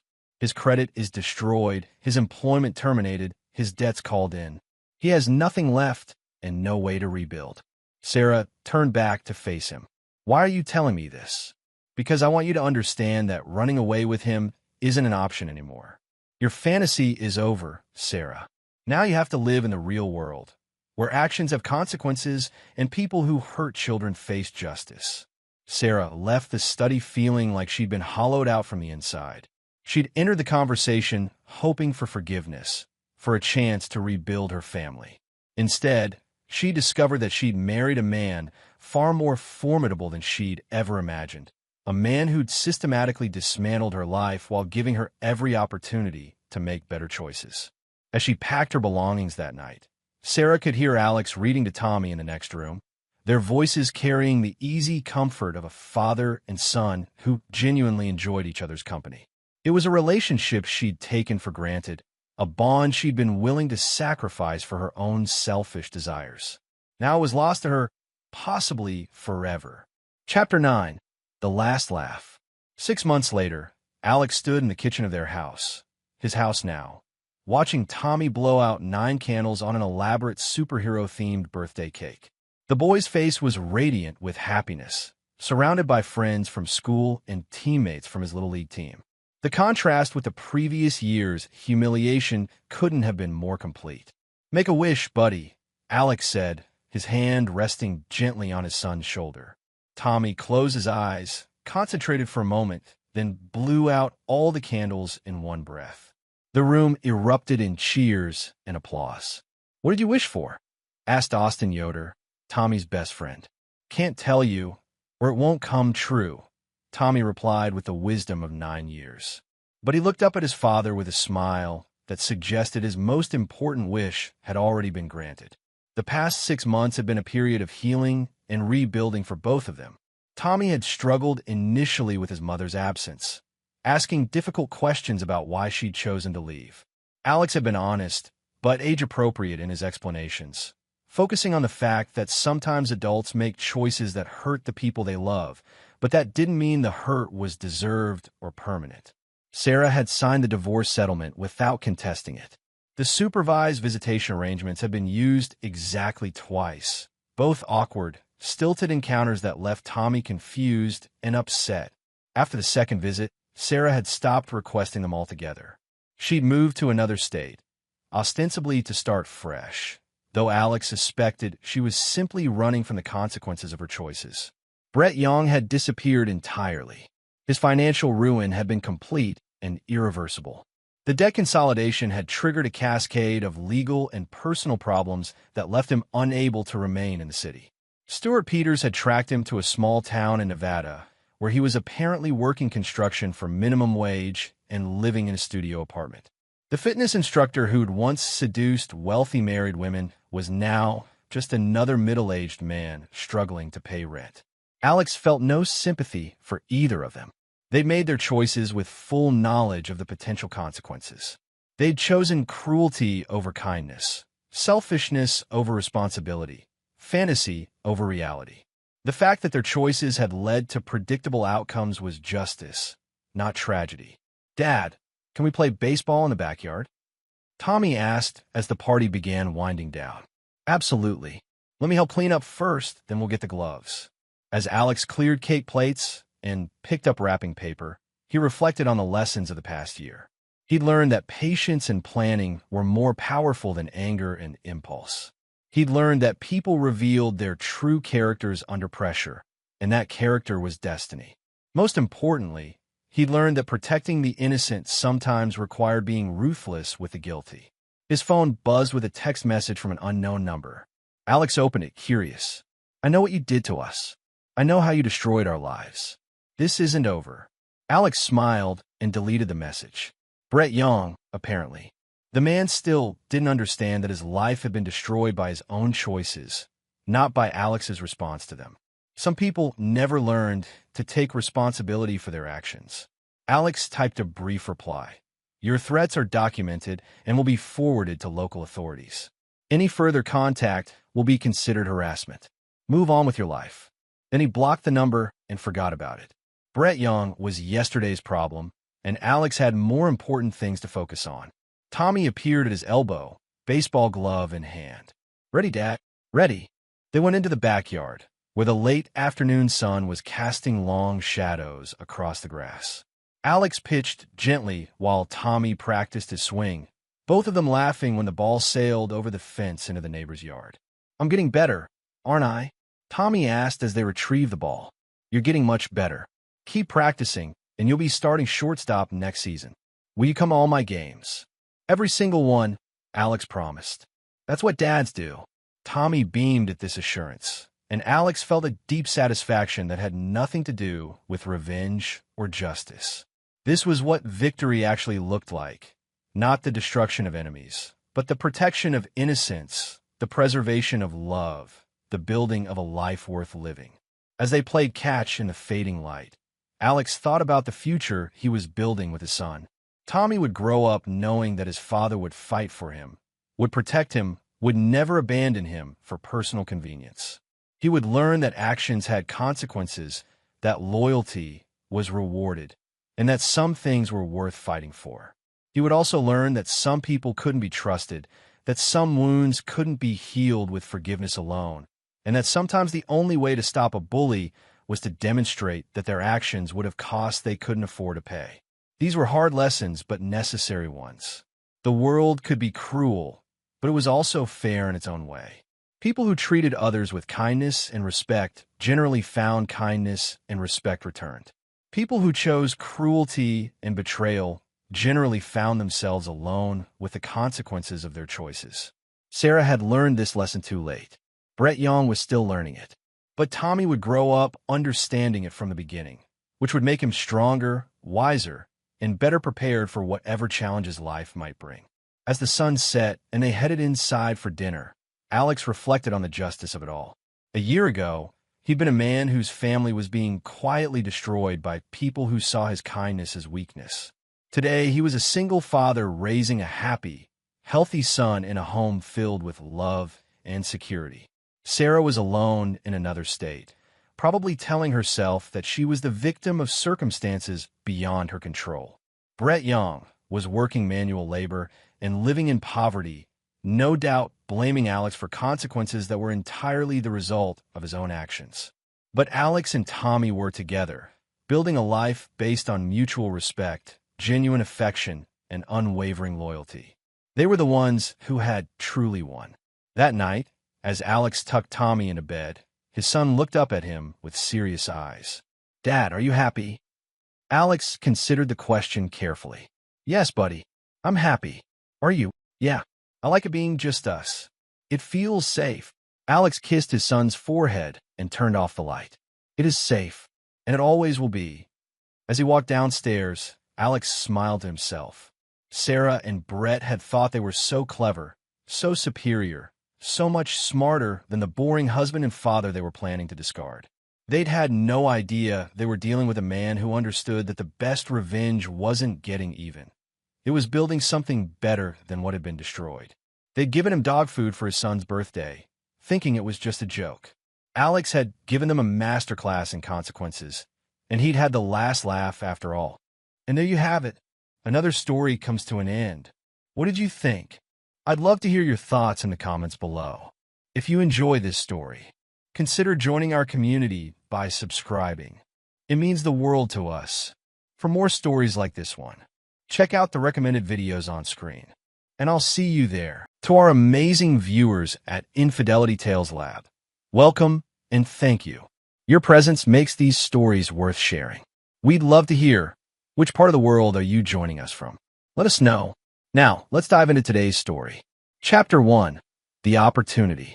Maxwell Porter hunched over his laptop at the kitchen table, his coffee long gone cold. The email from Helix Dynamics had arrived 3 hours ago, and he still couldn't believe it. After 15 years of grinding away at mid-level engineering positions, watching younger colleagues leapfrog past him into management, Maxwell finally had a shot. Regional Operations Director, he whispered, scrolling through the details again. The salary was nearly triple what he made now. A company car, comprehensive benefits, relocation assistance to Denver. The front door opened, and Vanessa strode in wearing designer workout gear that had never seen a drop of sweat. Her honey blonde hair was perfectly styled, not a strand out of place. She dropped her purse on the counter and frowned at Maxwell. Still on that computer? I thought you were going to fix the garage door today. Maxwell looked up, unable to contain his excitement. I got it, Ness. The Helix job. They wanted to come in tomorrow for the final interview. Vanessa's eyes widened. Helix Dynamics? The one in Denver. She crossed the kitchen and peered over his shoulder at the screen. Max, that's incredible. For a moment, Maxwell saw a flicker of the woman he'd fallen in love with 20 years ago. They met in college. She was studying business administration. He was in engineering. Back then, they dreamed of building a life together, maybe starting their own company someday. But somewhere along the way, Vanessa's ambitions had shifted from career success to social climbing, and their partnership had slowly corroded. Does this mean we'd have to move? She asked, her enthusiastic tone faltering. Yes, but they're offering relocation assistance. Think about it, Ness. A fresh start for us. For the family. Their 16-year-old daughter, Zoe, trudged into the kitchen, headphones clamped over her ears. She made a beeline for the refrigerator, ignoring both parents. Zoe, Maxwell said loudly. I have some news. Zoe rolled her eyes and removed one earbud. What? I've been offered a final interview for a director position at Helix Dynamics. Zoe shrugged. Cool, I guess. She grabbed a yogurt and retreated back upstairs. Maxwell sighed. He and Zoe had been close when she was younger, but the past few years had driven a wedge between them. Lately, she seemed to mirror her mother's dismissive attitude toward him. Don't take it personally, Vanessa said, checking her reflection in the microwave door. She's a teenager. Everything's dramatic at that age. Yeah. Maxwell closed his laptop. I need to prepare for tomorrow. This could change everything for us. Vanessa smiled, but it didn't reach her eyes. I'm sure you'll do great, honey. As she headed upstairs, Maxwell missed the text message lighting up her phone. He got the interview. We need to talk. Now. The next morning, Maxwell adjusted his tie in the bedroom mirror. His reflection showed a man in his early 40s with dark hair graying at the temples, serious brown eyes behind horn-rimmed glasses, and the hint of stress lines around his mouth. But today there was something else there. Hope. Vanessa appeared behind him, wrapping her arms around his waist. You look handsome, she murmured, resting her chin on his shoulder. Maxwell tensed slightly. This affection felt foreign after months of polite distance between them. Thanks. I'm nervous. Don't be. You've earned this. She straightened his already straight tie. What time will you be home? Late afternoon, probably. The interview's at 11, then they're taking me to lunch. Vanessa nodded. I'll have dinner ready. Something special to celebrate. Maxwell kissed her cheek, surprised but pleased by her support. Maybe this was what they needed, a shared goal, a fresh start. As he headed downstairs, he spotted Zoe sitting at the kitchen counter, scrolling through her phone. Surprisingly, she wasn't wearing headphones. Good luck, Dad, she said without looking up. Hope you get it. Maxwell smiled. Thanks, kiddo. See you tonight. The drive to Helix Dynamics regional office took 40 minutes. Maxwell rehearsed answers to potential questions, breathing deeply to calm his nerves. This wasn't just a job. It was redemption, a chance to prove himself after years of being overlooked. The interview went better than he could have hoped. The hiring manager, Diane Forrester, was impressed with his technical knowledge and leadership philosophy. They discussed his vision for streamlining operations, his experience with cross-functional team management, and his ideas for improving vendor relationships. I have to say, Maxwell, Diane said as they wrapped up lunch, you're exactly what we're looking for. I just need to run things by the executive team, but I expect we'll have an offer for you by the end of the week. Maxwell could hardly contain his elation on the drive home. He called Vanessa, but she didn't pick up. He left a voicemail instead, sharing the good news. He walked through the front door just after 4, expecting to find Vanessa preparing the celebration dinner she'd promised. Instead, the house was quiet. Ness? Zoe, he called out. He found Zoe in the living room, sprawled on the couch with her laptop. Where's your mom? He asked. Zoe shrugged. She had to run errands. Said she'll be back soon. She glanced up. How'd the interview go? Great. Really great. Maxwell loosened his tie. They're going to make an offer. Something flickered across Zoe's face. Concern? Fear? She quickly looked back at her screen. That's good, I guess. Maxwell frowned. You guess? Zoe, this is a huge opportunity for our family. Yeah, but Denver? All my friends are here. My school. Everything. She slammed her laptop shut. But whatever. It's not like my opinion matters. Before Maxwell could respond, she stormed upstairs, leaving him standing alone in the living room, his victory suddenly tasting bitter. Chapter 2. Shadows of Doubt. 3 days later, Maxwell still hadn't received the promised offer from Helix Dynamics. Each time he checked his email or phone, anxiety gnawed at him. Had he misread Diane's enthusiasm? Had another candidate edged him out?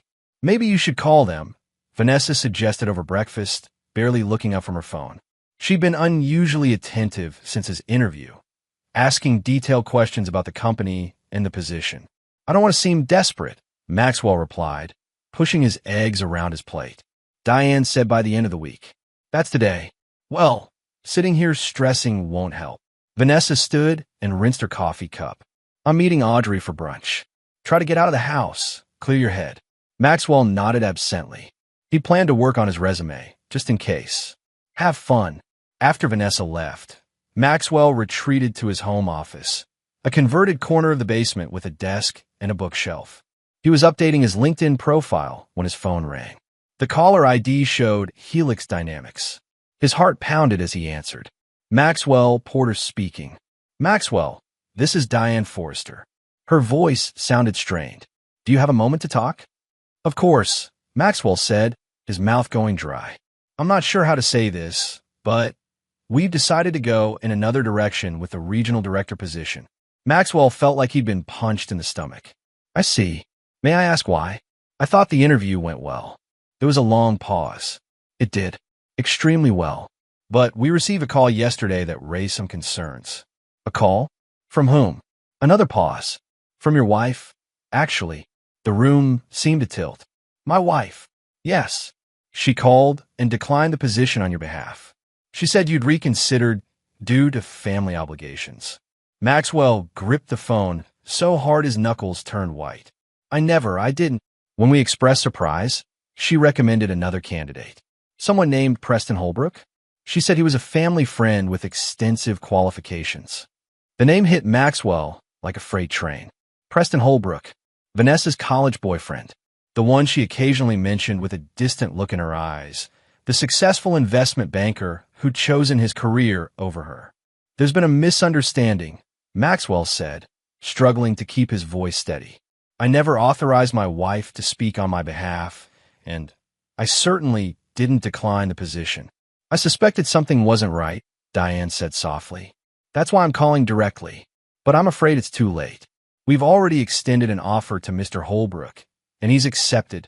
Maxwell closed his eyes, trying to process the betrayal. I understand. Thank you for telling me. After hanging up, he sat motionless, his mind racing. Why would Vanessa sabotage his career opportunity? And why recommend Preston, of all people? He was still sitting there, stunned, when he heard the garage door open. Footsteps overhead. Laughter. Not just Vanessa's voice, but a man's too, deep and confident. Maxwell crept upstairs and paused in the kitchen doorway.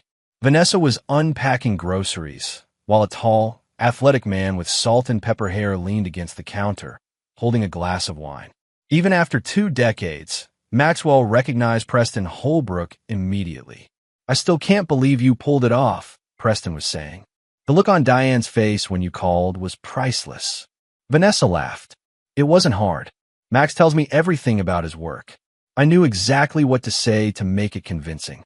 And now I get to sweep in and be the hero. Preston sipped his wine. Regional director.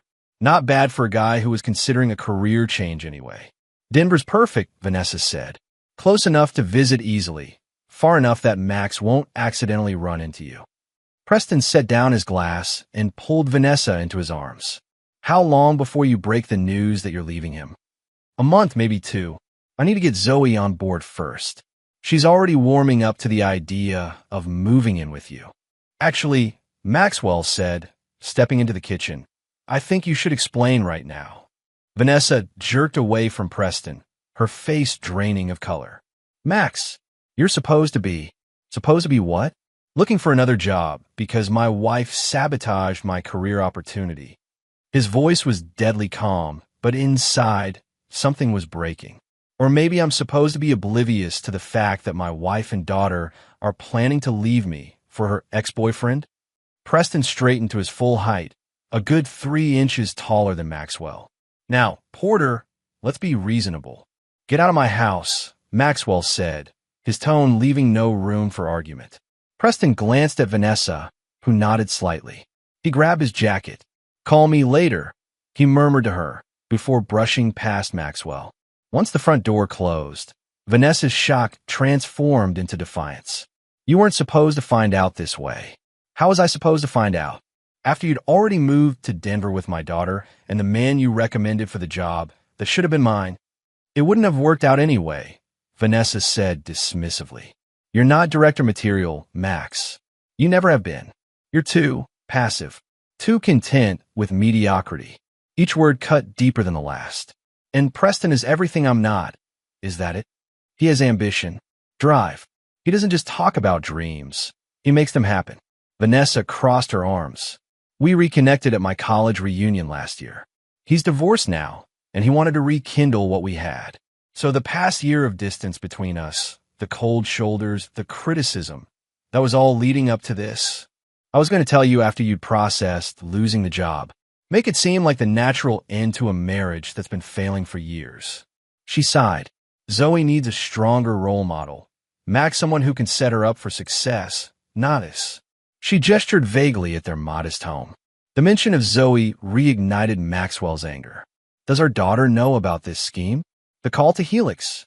Vanessa hesitated. She knows Preston and I are together. She knows we're planning a future that includes her. As if on cue, Zoe walked through the front door, freezing when she saw the tension between her parents. What's going on? She asked, dropping her backpack. Your mother was just explaining how she and Preston Holbrook have been planning to destroy my career and our marriage, Maxwell said coldly. Zoe's eyes darted to Vanessa. You told him? I thought we agreed to wait. The confirmation of his daughter's involvement felt like a knife to Maxwell's heart. So you did know. Dad, it's not what you think. Really? Because it looks like my wife and daughter have been plotting behind my back to replace me with a more successful model. Zoe lifted her chin defiantly, suddenly looking so much like her mother. Well, you're better off as a housekeeper anyway. That's basically what you've been for years while Mom supported us. Maxwell recoiled as if she'd slapped him. It was true that Vanessa's real estate business had out-earned his engineering salary for the past few years, but he'd never thought his own daughter saw him as nothing more than domestic help.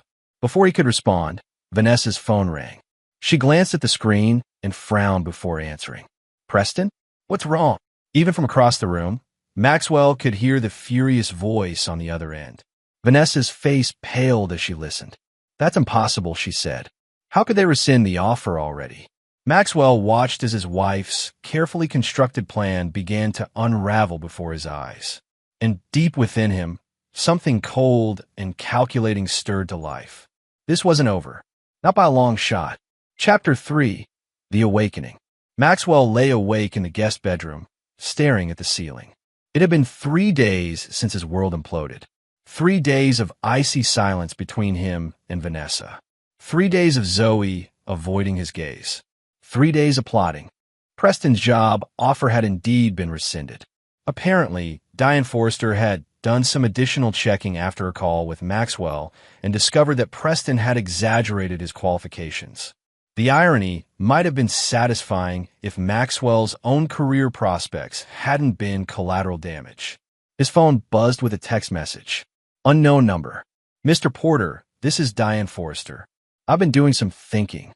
Can we meet tomorrow?" Privately. Maxwell sat up, pulse quickening. He typed back, "Yes." Name a time and place. She suggested a coffee shop halfway between his home and the Helix office. 10 a.m. Sleep eluded him as his mind raced with possibilities. Was Diane going to offer him the position after all? Or perhaps warn him about something else Vanessa and Preston were planning? The next morning, he told Vanessa he was meeting with a headhunter. She barely acknowledged him, still reeling from the collapse of her carefully orchestrated plan. Without Preston's job at Helix, their future together had hit a significant roadblock. Diane was already at the coffee shop when Maxwell arrived, 2 steaming mugs on the table before her. "Thank you for meeting me," she said as he slid into the booth across from her. "I appreciate you reaching out." Maxwell wrapped his hands around the mug. "I assume this is about the regional director position?" Diane's expression turned apologetic. "Yes and no. The position has been filled, but not by Preston Holbrook. After our conversation and some additional vetting, I realized neither of you were right for the role." Maxwell's hope deflated. "I see. However," Diane continued, "something about your situation has been bothering me. The way your wife interfered, it was deeply unprofessional and, frankly, disturbing." "You're not the only one disturbed by it," Maxwell said bitterly. "I did some digging into Preston Holbrook." Diane pulled out a folder. "What I found raises serious questions about his business ethics. Questionable investment practices, manipulated client accounts, a trail of regulatory warnings that never quite reached the level of criminal charges." Maxwell frowned. "Why are you telling me this?" "Because I think you deserve to know who your wife was planning to leave you for." She pushed the folder across the table. "And because I think you might be exactly what Helix needs, just not in Denver." Maxwell's eyes snapped up from the folder. "What do you mean?" "We're launching a new division here in Seattle. Advanced Engineering Solutions for Sustainable Urban Development. We need someone with your technical background and leadership potential to head it up. It's not operations, but the compensation is comparable, and you wouldn't have to relocate. You're offering me a job? After everything that's happened?" Diane smiled. "I'm good at reading people, Maxwell. What your wife did speaks volumes about her, not you. The position is yours if you want it." Maxwell felt a weight lifting from his shoulders. "When would I start?" 2 weeks. Though given your home situation, I'd understand if you needed time to sort things out." "No," Maxwell said firmly. 2 weeks is perfect." He glanced at the folder. "May I keep this?" "It's yours. Do with it what you will." Diane stood and extended her hand. "Welcome to Helix Dynamics, Maxwell." As they shook hands, Maxwell felt something shift inside him. The passive, accommodating man he'd been was gone. In his place stood someone colder, more calculating. Someone who wouldn't rest until those who had betrayed him paid the price. Back in his car, he opened the folder and began to read. Preston Holbrook's history of ethical lapses was extensive, though carefully concealed beneath a veneer of success and charm. But it wasn't the investment improprieties that caught Maxwell's attention. It It was a small note about Preston's personal life. Subject has pattern of relationships with married women in vulnerable positions. Current suspected paramour, Vanessa Porter, married to potential Helix employee Maxwell Porter. Previous, Audrey Whitman, now divorced. Audrey Whitman, Vanessa's best friend. The one she'd been meeting for brunch regularly for the past year. Maxwell pulled out his phone and searched for Audrey on social media. Her profile showed a bitter divorce had finalized 8 months ago. Around the same time Vanessa had attended her college reunion and reconnected with Preston. The pieces were falling into place. Preston's pattern, Audrey's divorce, Vanessa's betrayal, and somewhere in all of this, his daughter had been turned against him. Maxwell started the car, a plan crystallizing in his mind. He'd take the job at Helix. He'd gather evidence of Preston's unethical business practices. He'd uncover every secret, every lie, every manipulation. And then, when the time was right, he'd use it all to dismantle the lives of those who had tried to destroy his. As he drove home, his phone buzzed with a text from Zoe. "Where are you? Mom's freaking out." He ignored it. Let them worry. Let them wonder. The game had changed, and Maxwell Porter was no longer playing by their rules. Chapter 4. Calculated Moves. 2 weeks into his new position at Helix Dynamics, Maxwell settled into his corner office with a view of Elliott Bay. The division he now headed, Sustainable Urban Engineering Solutions, was Helix's fastest-growing sector, with projects across the Pacific Northwest and potential contracts in California and British Columbia. At home, an uneasy truce had formed. Vanessa had attempted to explain away her betrayal as a momentary lapse in judgment when Maxwell revealed his new job. She'd claimed that she and Preston had realized they'd made a mistake, that she wanted to work on their marriage. Maxwell had nodded, smiled, and pretended to consider it while secretly moving forward with his plans. Step 1 was already complete: financial independence. His new salary was double what he'd made before, and the signing bonus had allowed him to open a separate bank account that Vanessa knew nothing about. Step 2 was in progress: gathering intelligence. He'd hired a private investigator named Ryan Mercer, a former military intelligence officer with a reputation for discretion and thoroughness. "Tell me about your wife's daily routine," Ryan said during their first meeting in Maxwell's office after hours. Maxwell slid a detailed schedule across the desk. "She leaves the house at 9 a.m. most days, supposedly for her real estate office. But she only has showings or client meetings 3 days a week, according to her online calendar." Ryan studied the schedule. "And you want to know where she goes during the unaccounted hours?" "Yes. And I want documentation of her meetings with Preston Holbrook." Maxwell handed over a photograph of Preston. "I need evidence that their relationship is ongoing." "What about your daughter?" Ryan asked. "You mentioned she's involved somehow." Maxwell's jaw tightened. "Zoe has been influenced by her mother.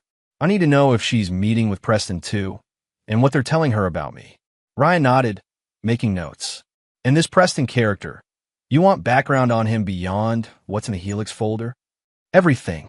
Financial history, business dealings, personal relationships.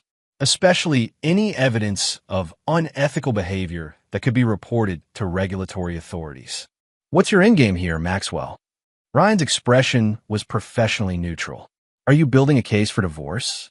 Custody? Revenge?" Maxwell met his gaze steadily. "All of the above." After Ryan left, Maxwell turned to his computer and pulled up a secure email account he'd created specifically for his revenge project. In it were folders labeled Vanessa, Preston, Zoe, and Financial Strategy. Each contained meticulously organized information, schedule details, account numbers, copies of text messages he'd managed to extract from the family cloud account. He clicked on a new email from Ryan, sent just hours after their meeting. Attached was a preliminary report on Preston Holbrook's movements. The investment banker had been spotted meeting Vanessa at an upscale hotel downtown, staying for 3 hours in the middle of a workday. Maxwell saved the photos to his Vanessa folder. Not enough for a confrontation yet, but a promising start. His phone buzzed with a text from Zoe. "Coming home for dinner?" The casual message, as if nothing had happened, as if she hadn't betrayed him alongside her mother, made his blood boil. but he forced himself to respond neutrally, working late. Don't wait up. In reality, he had other plans for the evening. He'd arranged to meet Audrey Whitman, Vanessa's recently divorced friend, at a quiet bar near her apartment. Audrey was already on her second martini when Maxwell arrived. She looked surprised to see him, though she'd agreed to the meeting readily enough when he'd called claiming he wanted her advice about his marriage. "Maxwell," she said, her speech slightly slurred. "I wasn't sure you'd show." "Thanks for meeting me," he said, sliding into the booth. "I know it's a bit unusual." Audrey studied him through narrowed eyes. "Vanessa doesn't know you're here, does she?" "No, and I'd prefer to keep it that way." He ordered a scotch from a passing server. "I wanted to talk to you because I think we might have something in common." "What's that?" Audrey's guard was up, but curiosity flickered in her eyes. "Preston Holbrook." The color drained from Audrey's face. She took a large gulp of her martini. "What about him?" "I know he was involved with you before your divorce. I know he's involved with Vanessa now, and I suspect he follows a pattern." Audrey stared at her empty glass. "Why are you here, Maxwell? To gloat? To tell me I got what I deserved for sleeping with a man like Preston?" "No." Maxwell leaned forward. "I'm here because I want to understand how he operates. How he manipulated you. How he's manipulating my wife, and by extension, my daughter." The server brought Maxwell scotch and another martini for Audrey. After she left, Audrey sighed deeply. "It started at a charity gala. My husband Douglas was there, but he spent the whole night networking, ignoring me as usual. Preston was charming, attentive. He made me feel seen." She twisted her cocktail napkin. "The affair started a week later. And then Preston convinced me that Douglas was holding me back, that I deserved better, that we could build an amazing life together once I left my marriage." Her laugh was bitter. "Sound familiar?" "Very," Maxwell said. "What happened after your divorce?" "Preston was supportive at first. Then he started finding excuses to cancel plans. Then I found out about—" She stopped abruptly. "About Vanessa?" Audrey nodded miserably. "He claimed they'd reconnected innocently at her college reunion, but I found messages going back months before that." She looked up at Maxwell, her eyes red-rimmed. "I tried to warn her, but she wouldn't listen. Said their situation was different. Said they had a special connection that I wouldn't understand. And now you're alone, while Preston moves on to his next target," Maxwell observed. "Story of my life." Audrey downed half her fresh martini. "Douglas took everything in the divorce. The house, most of our savings. All I got was this crappy apartment and alimony that barely covers the rent." Maxwell saw an opportunity. "What if you could get some of that back? What if Preston faced consequences for his actions?" Audrey's eyes narrowed. "What are you suggesting?" "I'm gathering information on Preston. His business practices, his pattern with women like you and Vanessa. I could use someone on the inside, someone who still has access to certain circles." "You want me to spy for you?" Audrey seemed more intrigued than offended. "I want us to help each other." Maxwell slid a business card across the table. "Think about it. If you decide to join me, call this number. It's a secure line." Back in his car, Maxwell added notes to his phone about his meeting with Audrey. Another piece in place. If she agreed to help, she could provide access to social circles where Preston operated, potentially uncovering more victims of his predatory pattern. His phone buzzed again. "Vanessa, where are you?" "It's after 9. He typed back. "Client meeting ran long. Home in 30. The lie came easily now, just like they had for her. When he arrived home, the house was quiet except for the sound of the TV in the living room. Vanessa was curled up on the couch, scrolling through her phone. She looked up when he entered. "Productive day?" she asked, her tone carefully neutral. "Very." Maxwell hung his coat in the closet. "New project is taking off faster than expected." "That's great." Vanessa hesitated. "Zoe was hoping to talk to you about college applications. She's considering engineering programs." Maxwell hid his surprise. Zoe had never expressed interest in engineering before. "Is that so?" "She admires your new position. I think she's reconsidering her options." A test, then, to see if he still cared about Zoe's future, to see if he could be manipulated through his love for his daughter. "I'll talk to her this weekend," Maxwell said, keeping his tone casual. "Though if she's serious about engineering, she should start with Stanford. Best program on the West Coast." Vanessa smiled. seemingly satisfied that he'd passed her test. That's what I told her. She's worried about her math grades, though. I could help her with that. Another piece of the puzzle. Keep Zoe close. Understand what Vanessa and Preston had been telling her. Potentially turn her back to his side, or at least ensure she wasn't a pawn in their game. Later, lying in bed beside his wife, Maxwell stared at the ceiling and calculated his next moves. Audrey was a promising ally. Ryan was gathering valuable intelligence. His position at Helix was secure and growing stronger. But the most crucial piece, the evidence that would destroy Preston Holbrook, was still missing. For that, he needed someone with access to Preston's professional world. Someone who knew where the bodies were buried in the investment banking industry. Tomorrow, he would start looking for that someone. The hunter was becoming more skilled with each passing day. Chapter 5. Hidden Alliances. 6 weeks into his revenge plan, Maxwell had established a new rhythm to his life. By day, he was the innovative director of Helix's Sustainable Engineering Division, growing their client base and impressing executives with his strategic vision. By night, he was a methodical architect of retribution, piecing together the puzzle of Preston Holbrook's vulnerabilities. Ryan Mercer had delivered comprehensive surveillance reports documenting Vanessa's ongoing affair with Preston. They met 3 times a week, Tuesdays and Thursdays at the Fairmont Olympic Hotel, and Sunday afternoons at Preston's downtown penthouse, while Maxwell took Zoe to their newly established father-daughter coding sessions.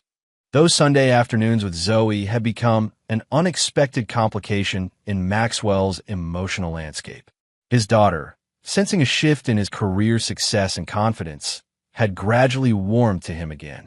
She was genuinely interested in learning programming, and Maxwell found himself enjoying their time together despite knowing she still met with Preston and Vanessa for family planning dinners twice a month. "Can I ask you something, Dad?" Zoe said one Sunday as they worked through a JavaScript problem together in his home office. "Sure, kiddo. Do you ever think about what would have happened if you'd gotten that job in Denver instead?" Maxwell's fingers paused over the keyboard. "Sometimes." "Why?" Zoe shrugged, not meeting his eyes. "I just wonder if things would be better or worse. If we'd be happier. Do you think we're not happy now?" "I don't know. Mom seems stressed lately. You're working all the time, and I keep feeling like there's something nobody's telling me." Maxwell studied his daughter's profile, seeing vulnerability beneath the teenage bravado.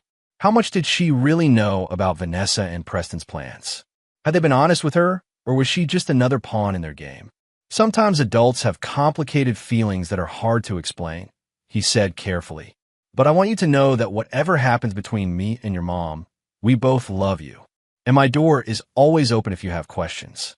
Zoe nodded, seemingly satisfied with his answer for now. But Maxwell filed away the conversation, another data point in his growing assessment of the situation. The next morning, Maxwell met with his newest ally in his campaign against Preston Holbrook, Margot Winters, a former compliance officer at Preston's investment firm who had been quietly forced out after raising concerns about certain client accounts. Their meeting place was a small cafe near Pike Place Market, crowded enough to provide anonymity, but quiet enough for conversation. "I brought what you asked for," Margot said after they'd exchanged pleasantries. She slid a flash drive across the table. "It's everything I saved before they escorted me out. Transaction records, client complaints, internal emails about creative accounting practices." Maxwell pocketed the drive. "Thank you. This could be extremely valuable. Just remember our deal," Margot said, her eyes hard. "When you take him down, I get public vindication. I want every financial news outlet to know I was right all along." "Absolutely." Maxwell sipped his coffee. "Have you heard anything from your former colleagues about Preston's current activities?" Margot leaned forward. "That's actually why I wanted to meet in person. There's a rumor that Preston's starting his own boutique investment firm, targeting high-net-worth individuals with exclusive investment opportunities. Within the next 2 months. He's quietly recruiting clients from his current firm, including," she hesitated, "including your wife. Word is she's liquidating some real estate holdings to become an early investor." Maxwell felt a cold fury settle in his chest. Vanessa was planning to invest in Preston's new venture? With what money? Their joint savings? The college fund they'd established for Zoe? Do you know how much she's planning to invest? Margot shook her head. But Preston's minimum buy-in is $500,000, and he's promising early investors a 20% return within the first year, which is impossible without cooking the books, Maxwell concluded. Exactly. It has all the hallmarks of a Ponzi scheme. New investor money paying returns to early investors, while Preston schemes off the top.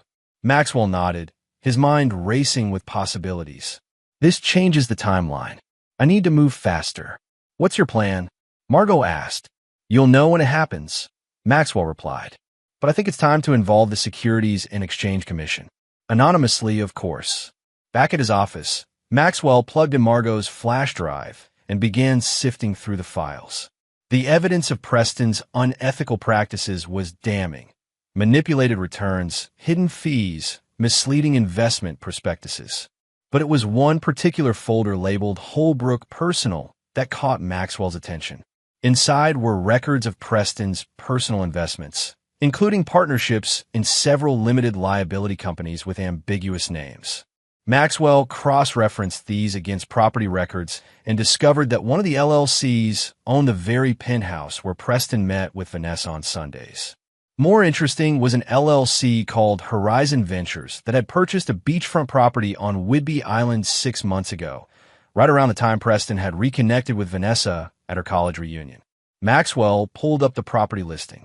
5 bedrooms, private beach access, panoramic views of Puget Sound. The perfect retreat for a newly formed family. He called Ryan immediately. I need surveillance on a property. He provided the address. I want to know if Vanessa and Preston have visited it together and whether my daughter has been there too. Next, he contacted his financial advisor and, without explaining why, ensured that all joint accounts with Vanessa now required dual authorization for withdrawals over $10,000. He also quietly moved his personal portion of their savings, approximately $300,000, into his private account at a different bank. That evening, Vanessa was waiting for him when he got home, a rare homemade dinner on the table and candles lit. What's the occasion? Maxwell asked, loosening his tie. No occasion. Just thought we could use a nice evening together. Vanessa poured wine into 2 glasses.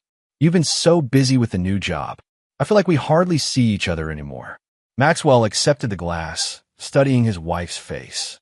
She seemed nervous, her smile a little too bright. Where's Zoe?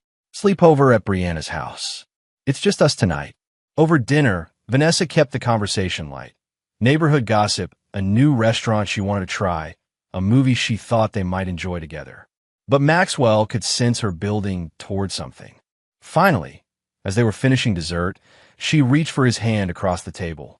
I've been thinking a lot about us lately. About the future. Have you? Maxwell worked to keep his tone neutral. Yes, and I think we need a fresh start. Together. What did you have in mind? Vanessa's eyes lit up. I found a most amazing property on Whidbey Island. Beachfront. Incredible views. It would be the perfect weekend getaway for now, and maybe a retirement home down the road. Maxwell felt a surge of cold satisfaction. She was laying the groundwork, trying to get him to help finance the very property Preston had already purchased as their love nest. Sounds expensive, he observed. It is, but with your new position in my real estate business, we could manage it. And I've been researching investment opportunities that could help us afford it even faster. What kind of investment opportunities? Vanessa hesitated for just a moment. A former client is starting a boutique investment firm. Minimum buy-in is high, but the projected returns are impressive. I was thinking we could use part of our savings as an initial investment. How much were you thinking? Maxwell asked, sipping his wine. 500,000? Vanessa watched his face carefully. I know it sounds like a lot, but we have almost 800,000 between our various accounts. And with a 20% return. That's quite ambitious, Maxwell interrupted. Who's the investment manager? A flicker of unease crossed Vanessa's face. His name is Preston Holbrook. He's very well regarded in the industry. Preston Holbrook? Wasn't that the name of your ex-boyfriend? The one you recommended for the Denver job? Vanessa faltered. Yes, that's right. I didn't make the connection immediately. The lie was so blatant that Maxwell almost laughed. Instead, he nodded thoughtfully. I want to meet him before we invest that kind of money. Maybe the 3 of us could have dinner. Of course, Vanessa said quickly, relief evident in her voice. I'll arrange it. Perfect. Maxwell raised his glass in a toast. To new opportunities. Vanessa clinked her glass against his, unaware that she had just walked into the first phase of his trap. Later that night, after Vanessa had fallen asleep, Maxwell sent a series of encrypted messages to Margot, Ryan, and Audrey, outlining the next steps in his plan. The pieces were aligning perfectly. Now it was time to accelerate the endgame. Chapter 6. Counterpoint. The restaurant Vanessa chose for their dinner with Preston was Canlis, Seattle's most prestigious fine dining establishment, with panoramic views of Lake Union and a wine list that ran to dozens of pages. Maxwell arrived 10 minutes early, purposely selecting a moment when Vanessa was in the restroom to approach the table where Preston sat alone. Preston Holbrook, Maxwell said, extending his hand. We finally meet properly. Preston stood, his handshake firm, his smile not quite reaching his eyes. Maxwell, Vanessa's told me so much about you. Funny, she's told me almost nothing about you, Maxwell replied pleasantly, taking a seat. Beyond the fact that you're starting an investment firm and looking for $500,000 of our money. Preston's smile tightened. I understand your caution. It's a significant investment, but I think you'll find the opportunity compelling once I walk you through the prospectus. I look forward to it. Maxwell flagged down a server and ordered a Macallan 18. Tell me, how did you and Vanessa reconnect? After the college reunion, I mean. A flicker of surprise crossed Preston's face. She mentioned that. Of course. We don't keep secrets from each other. Preston recovered quickly. We ran into each other at a charity event a few months after the reunion. Got to talking about old times, career paths. One thing led to another, and now here we are, discussing a business opportunity. Indeed, Maxwell noted Preston's practice deflection. And this business opportunity, is it related to the Whidbey Island property your LLC purchased 6 months ago? Preston's hand froze midway to his water glass. Before he could respond, Vanessa returned to the table, her face lighting up at the sight of the two men together. You've met. Wonderful. She slid into her seat beside Preston, an unconscious tell that Maxwell noted. Have you had a chance to discuss the investment yet? We were just getting to that, Maxwell said smoothly, though I was curious about Preston's other real estate holdings. He was telling me about a beautiful property on Whidbey Island. Vanessa's smile faltered momentarily, her eyes darting to Preston. Oh, I didn't realize you had property there. Preston cleared his throat. It's a recent acquisition, through one of my investment vehicles. Actually, it's not far from the property you were looking at.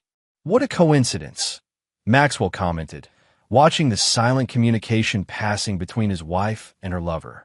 The dinner proceeded with Preston delivering a well-rehearsed pitch about his new investment firm, Apex Capital Partners. He emphasized exclusive access to pre-IPO companies, private equity opportunities, and high-yield bonds unavailable to typical investors. The projected returns were impressive and highly improbable. 20% annual returns with minimal risk. Maxwell questioned, deliberately playing the skeptical but intrigued potential investor. That's substantially better than market average. It's about access, Preston explained. My connections in the industry allow me entry points that others simply don't have. And what safeguards are in place for investors? Regulatory oversight? Third-party auditing? A flash of annoyance crossed Preston's face before he masked it with a confident smile. We'll be fully SEC compliant, of course. But one advantage of our boutique structure is flexibility. Less red tape means more agility in the marketplace. Fascinating. Maxwell sipped his scotch. I'd like to see the complete prospectus, along with your personal investment track record for the past 5 years. For due diligence. Preston hesitated. Some of that information is proprietary, but I can certainly provide an overview. Preston has an impeccable reputation, Vanessa interrupted, placing her hand on Maxwell's arm. Everyone in the industry knows his results speak for themselves. Nevertheless, Maxwell said, gently removing her hand, I'd like to see the numbers before committing our savings. The rest of the dinner passed in a dance of politeness layered over tension. Preston continued his sales pitch while avoiding specific questions. Vanessa alternated between enthusiastic support of Preston's venture and anxious glances at Maxwell. And Maxwell played his role perfectly, interested but cautious, asking just enough questions to appear engaged without revealing his knowledge of their affair or their plans. As they waited for the valet to bring their cars, Preston pulled Maxwell aside. "I understand your hesitation," he said in a low voice. "But this opportunity won't be available for long. I have several other investors ready to commit." "I'm sure you do," Maxwell replied. "But I never rush financial decisions, especially when they involve my family's future." Preston's smile tightened. "Of course. Family first. Always." The implied threat was clear. Choose wisely, or your family's future might not include you. Maxwell simply nodded, a pleasant smile masking the cold calculation behind his eyes. "I'll be in touch, Preston." Very soon. 3 days later, Maxwell's plan shifted into high gear. The first domino fell when Ryan confirmed that Vanessa, Preston, and even Zoe had indeed visited the Whidbey Island property together the previous weekend, while Maxwell was supposedly at a business conference in Portland. The second domino was Audrey Whitman's discovery that she wasn't Preston's only previous victim. Through her social connections, she'd identified 3 other women with similar stories. All successful professionals who divorced their husbands at Preston's urging, invested in his exclusive opportunities, and been discarded once their funds were depleted. The third and most critical domino was Margot Winter's analysis of the flash drive data, which revealed that Preston had been systematically misrepresenting investment returns and siphoning client funds for years. The evidence was circumstantial but compelling, enough for the SEC to take interest. Maxwell assembled his allies at a private room in an unassuming restaurant in Bellevue, away from their usual haunts. Ryan, Audrey, and Margot sat around the table, each with a folder containing their part of the plan. "First, I want to thank you all for your help," Maxwell began. "What we're about to do will have significant consequences for everyone involved, including potentially ourselves. If anyone wants to back out, now's the time." No one moved. "Good." Maxwell opened his laptop. "Here's where we stand. Preston is planning to launch Apex Capital Partners in 2 weeks. He's recruited 15 investors so far, including my wife, who has been attempting to access our joint savings without my knowledge." "Has she succeeded?" Margot asked. "No. I've secured our assets, though she doesn't know that yet. She believes the transfer is being processed." Ryan flipped through his surveillance photos. "Based on their conversations I've recorded, Preston plans to use the initial investments to create the illusion of high returns, attracting a second wave of investors. Classic Ponzi structure." "And the Whidbey Island property?" Audrey asked. "Purchased through an LLC as their future home," Maxwell confirmed. "They've been there 3 times in the past month, including once with my daughter." Margot tapped her folder. "The SEC is interested in the evidence I provided anonymously, but they move slowly.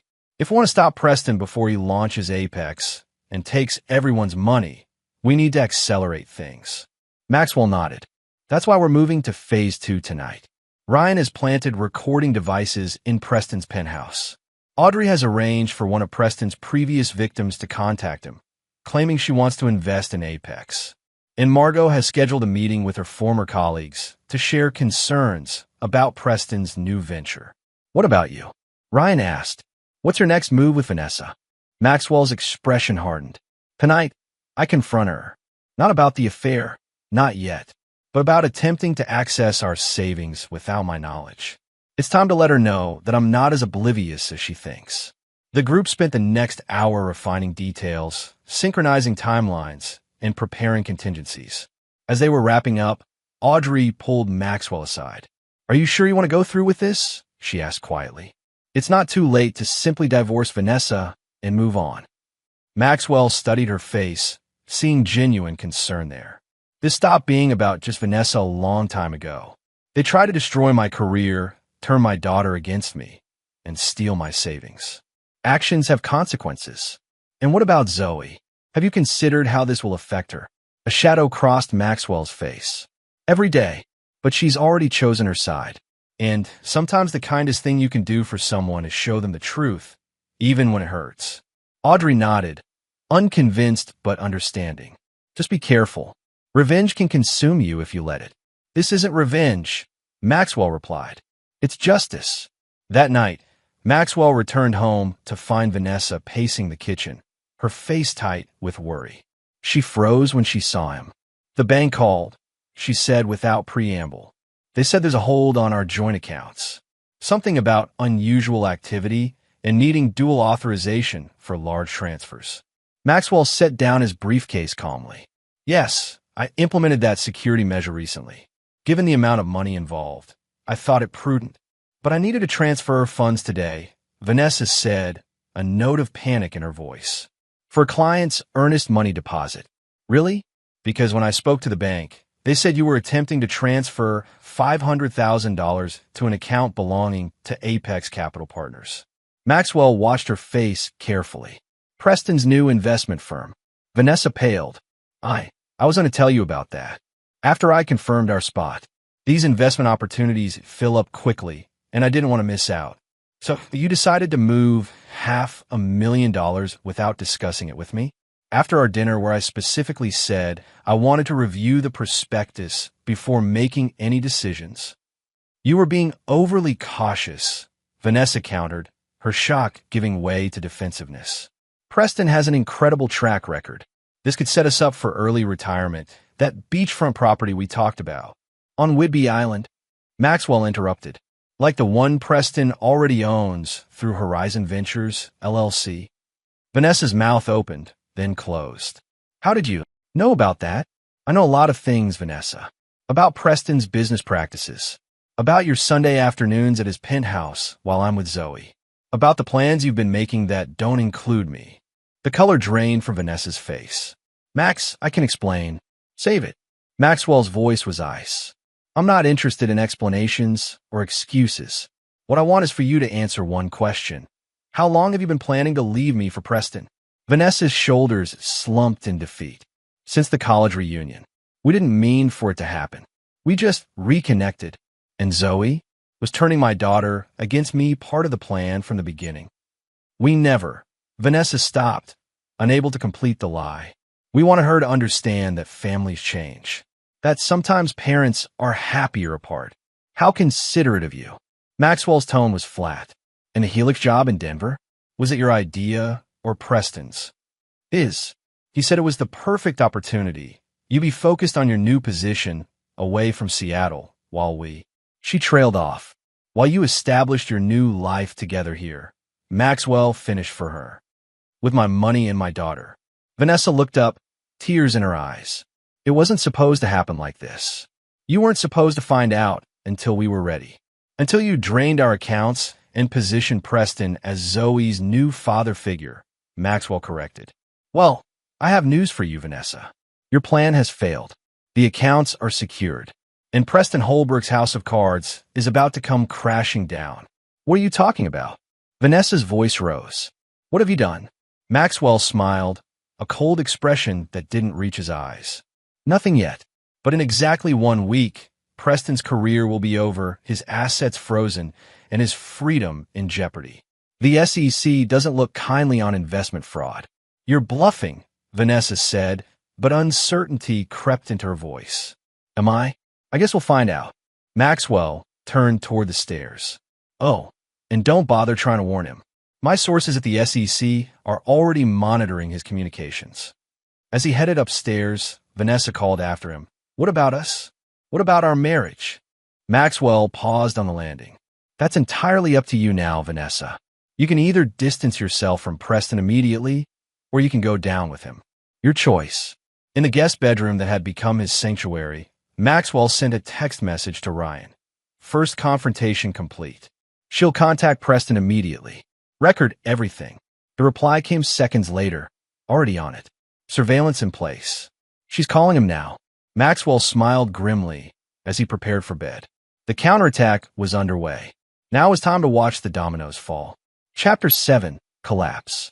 The week following Maxwell's confrontation with Vanessa unfolded exactly as he'd planned.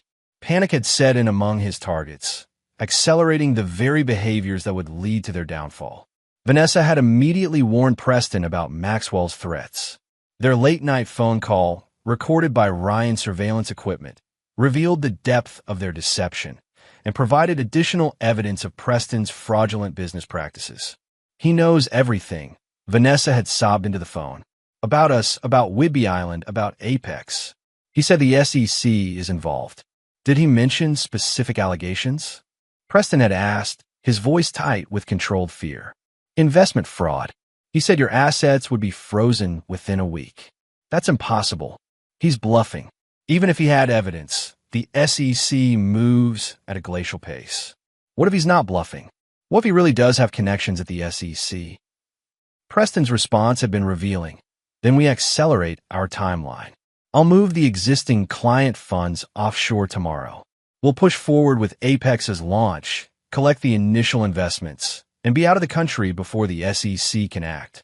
Those recorded words were now in the hands of the SEC Enforcement Division, along with the comprehensive evidence package Maxwell and his allies had compiled. The investigation that might have taken months had become an urgent priority.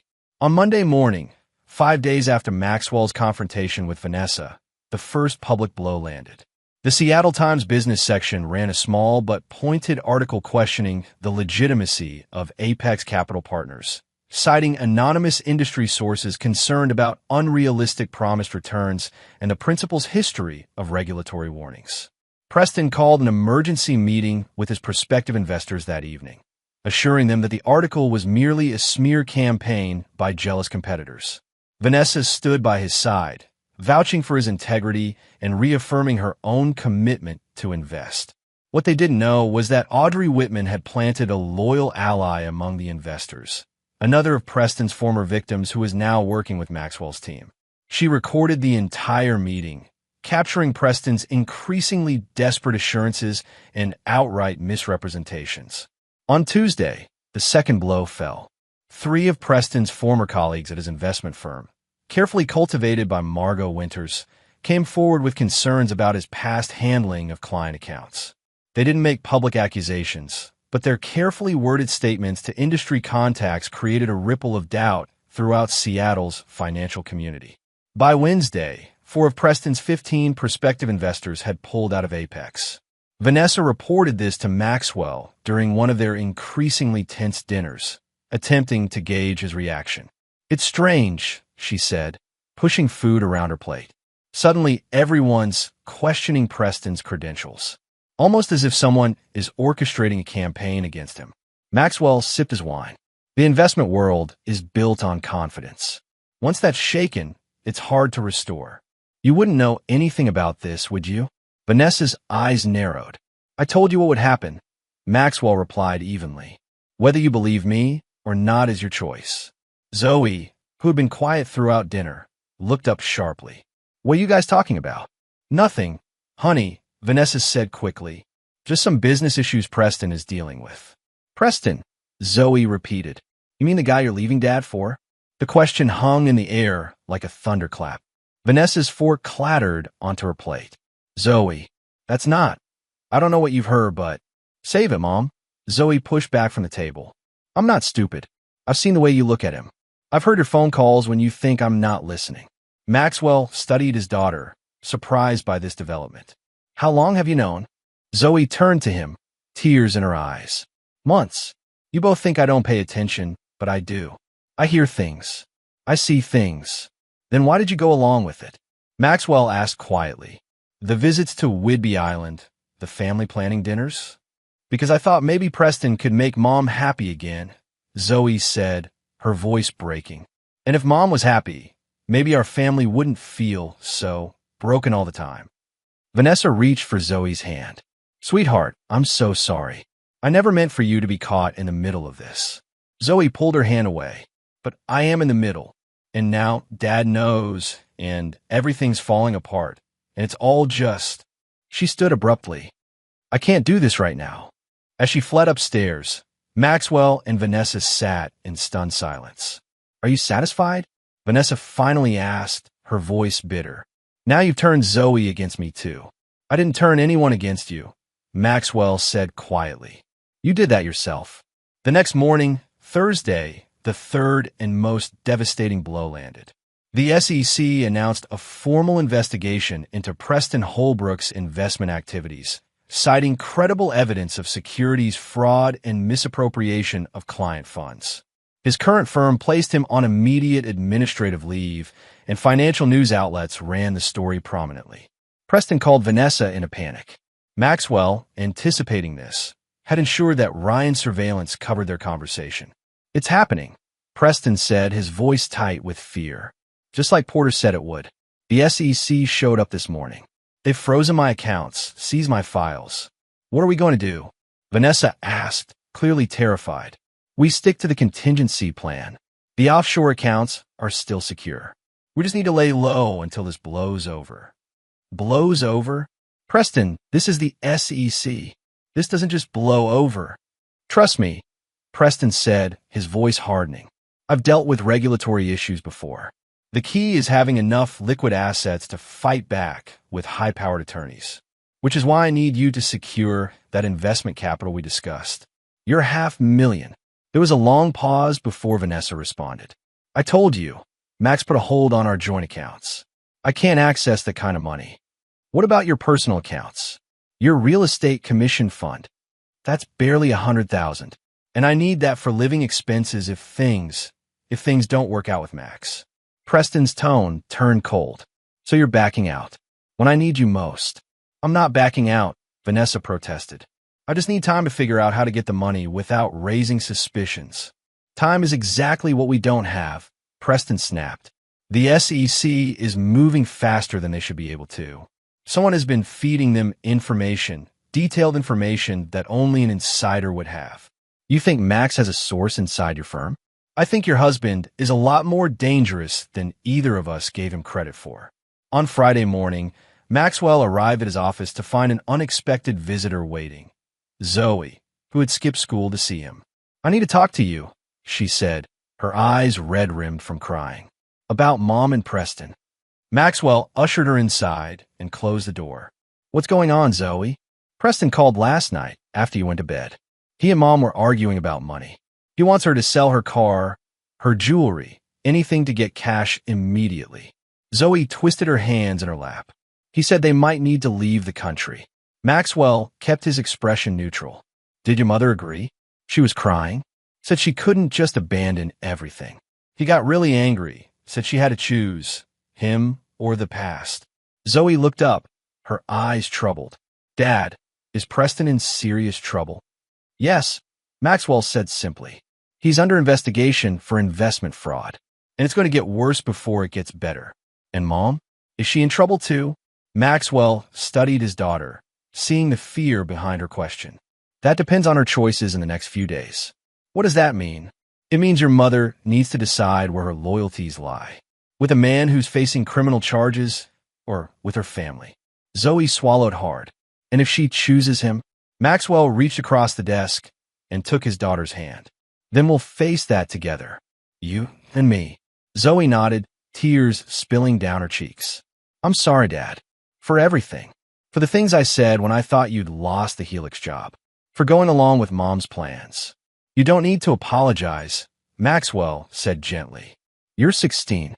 You were caught in an impossible situation created by adults who should have known better." "Including you?" Zoe asked, meeting his eyes. "I'm not stupid, Dad. I know you've been planning something. The late nights, the secret phone calls, the way you've been watching Mom and Preston all these weeks." Maxwell considered his response carefully. "Let's just say I decided not to be a passive victim in their game." Zoe studied him for a long moment. "Good," she finally said. "They deserve whatever's coming." That evening, Maxwell returned home to find Vanessa waiting for him, her expression resolute. "We need to talk," she said, gesturing toward the living room. "About the future." Maxwell set down his briefcase. "I'm listening." "I've made a decision," Vanessa began, pacing nervously. "About Preston, about us, about everything. And I'm not leaving with him." She stopped pacing and faced Maxwell directly. "I made a terrible mistake, getting involved with Preston again, letting him influence my decisions, my feelings about our marriage." Maxwell studied her, noting the calculation behind her apparent contrition. What changed your mind? The SEC investigation? The frozen accounts? Or did he ask for money you couldn't provide? Vanessa flinched. You don't have to be cruel. I'm trying to do the right thing here. The right thing would have been not betraying your family in the first place. Maxwell replied coldly. Not trying to sabotage my career, turn our daughter against me, and steal our savings. I know, Vanessa said, her voice breaking. I know what I did was unforgivable. But I'm asking you, begging you, to consider what's best for Zoe. For our family. Our family, Maxwell repeated. The one you were willing to destroy for a fresh start with Preston. That family. Vanessa's composure cracked. What do you want from me, Max? A confession? Fine. I betrayed you. I lied to you. I chose Preston over you because he made me feel alive again after years of feeling invisible in this marriage. Is that what you want to hear? What I want, Maxwell said quietly, is for you to understand exactly what you've done. Not just to me, but to yourself. Because as we speak, Preston Holbrook is making arrangements to flee the country. Alone. Vanessa stared at him. What? No, he wouldn't. He booked a one-way ticket to the Cayman Islands for tomorrow morning. First class. One passenger. Maxwell pulled out his phone and showed her the confirmation email Ryan had intercepted. He's abandoned his penthouse, moved his remaining liquid assets offshore, and made no arrangements for you to join him. That's not possible, Vanessa whispered, sinking onto the couch. He promised we'd face this together, just like he promised Audrey Whitman and Lisa Turner and Michelle Blakemore, all women who left their husbands for him, invested their savings in his opportunities, and were discarded when he was done with them. Vanessa's head snapped up. You've been in contact with his exes? I've been in contact with many people, Vanessa, building a case that will ensure Preston Holbrook spends the next decade in federal prison. Maxwell sat across from her. The SEC raid was just the beginning. The FBI's Financial Crimes Unit is taking over the investigation now, and they have evidence not just of securities fraud, but of money laundering and tax evasion. How do you know all this? Vanessa asked, her voice barely audible. Because I orchestrated it, Maxwell replied simply. Every step, every leak, every witness coming forward. All part of a plan set in motion the day Diane Forrester called to tell me my wife had declined a job offer on my behalf and recommended her ex-boyfriend instead. Vanessa's face crumpled. What happens now? Now you make a choice, Maxwell said, rising to his feet. Stay here and face the consequences of your actions, or run after Preston and hope he hasn't already forgotten you. Either way, I've instructed my attorney to file for divorce on Monday morning. And Zoe stays with me. She's old enough to have a say in custody arrangements, and she's already made her choice clear. As if on cue, Zoe appeared at the top of the stairs. I heard everything, she said, her voice steady. And Dad's right. I'm staying with him. Vanessa looked from Maxwell to her daughter, the full weight of her actions finally crashing down on her. I never meant for it to end like this. Yes, you did, Maxwell replied. You just expected a different outcome. As he turned to head upstairs, leaving Vanessa sobbing on the couch, Maxwell felt no satisfaction, no triumph. Only a cold certainty that justice was finally being served. Chapter 8. Revelations. By Sunday evening, Preston Holbrook was in FBI custody, apprehended at Seattle-Tacoma International Airport as he attempted to board his flight to the Cayman Islands. The arrest made headlines across financial news networks, with details of the investigation painting a damning picture of a career built on deception and fraud. Maxwell watched the news coverage from Ryan Mercer's office, where his team had gathered to witness the culmination of their efforts. Margot Winters raised a glass of champagne and toast. To justice served, she said, her eyes bright with vindication. And to the man who made it happen. Maxwell accepted the praise with a nod, but his thoughts were elsewhere. He'd left Vanessa at home that morning, still reeling from the revelations of the previous days and facing the imminent disintegration of her life as she knew it. Zoe had chosen to spend the day with friends, needing space from both parents as she processed her own feelings about the situation. What's next for you, Maxwell? Audrey asked, studying his distant expression. After the divorce is finalized, Professionally, I have a division to build a helix, he replied. Personally, he shrugged. One day at a time. And Vanessa? Ryan inquired. Any further surveillance needed there? Maxwell shook his head. No, that chapter is closed. The divorce will proceed, and she'll face whatever financial fallout comes from her association with Preston. But she wasn't the primary target. Speaking of financial fallout, Margot interjected, my sources at the SEC say they're expanding the investigation to include all of Preston's associates and accomplices. They'll be interviewing Vanessa this week. Let them, Maxwell said. I've ensured she wasn't directly involved in his fraudulent activities. She may lose social standing and credibility, but she won't face criminal charges. Audrey raised an eyebrow. That's surprisingly merciful, given what she did to you. It's not mercy, Maxwell clarified. It's pragmatism. She's still Zoe's mother, and Zoe has been through enough without having to visit a parent in prison. The gathering broke up shortly after, each of Maxwell's allies returning to their lives, changed in various ways by their involvement in Preston's downfall. Ryan had secured new high-profile clients impressed by his discreet intelligence work. Margot had been contacted about a compliance officer position at a prestigious financial firm, her vindication making her expertise suddenly valuable again. And Audrey had begun dating one of the attorneys involved in building the case against Preston, finding unexpected connection and shared purpose. Maxwell drove home through the rain-slicked streets of Seattle, contemplating the swift dismantling of the life he'd known just months ago. The house he was returning to would soon be sold as part of the divorce settlement. His daughter was struggling to rebuild trust in both parents. His professional success at Helix was shadowed by the personal turmoil that had driven it. Vanessa's car was gone when he arrived home, a note on the kitchen counter explaining that she was staying with her sister for a few days to clear her head. The house felt empty, hollowed out by betrayal and revenge. Maxwell poured himself a scotch and settled in his home office, surrounded by the evidence of his meticulously executed plan. A soft knock on the office door startled him. Zoe stood in the doorway, her expression unreadable. I thought you were staying at Brianna's tonight, Maxwell said, setting down his glass. I was, Zoe replied, entering the room. But I wanted to talk to you. Alone. About what happens now. She perched on the edge of the desk. Mom called me. She's a mess. Keeps saying she made a terrible mistake, that she's lost everything. Maxwell nodded. That's probably an accurate assessment. She wants me to convince you to give her another chance. Zoe studied her father's face. She thinks you arranged all this, Preston's arrest, the SEC investigation, everything, to punish her for betraying you. And what do you think? Zoe was quiet for a moment. I think you did what you had to do. Preston was dangerous. He manipulated Mom, tried to steal your money, your job. He even tried to take me away from you. That doesn't answer my question, Maxwell pressed gently. I think part of you did want revenge, Zoe finally said. And I don't blame you for that. But I also think you protected me, us, from someone who would have hurt us even worse in the long run. Maxwell reached out and squeezed his daughter's hand. I never wanted you caught in the middle of this, Zoe. I know, but I was always going to be in the middle. That's where kids end up when their parents' marriage falls apart.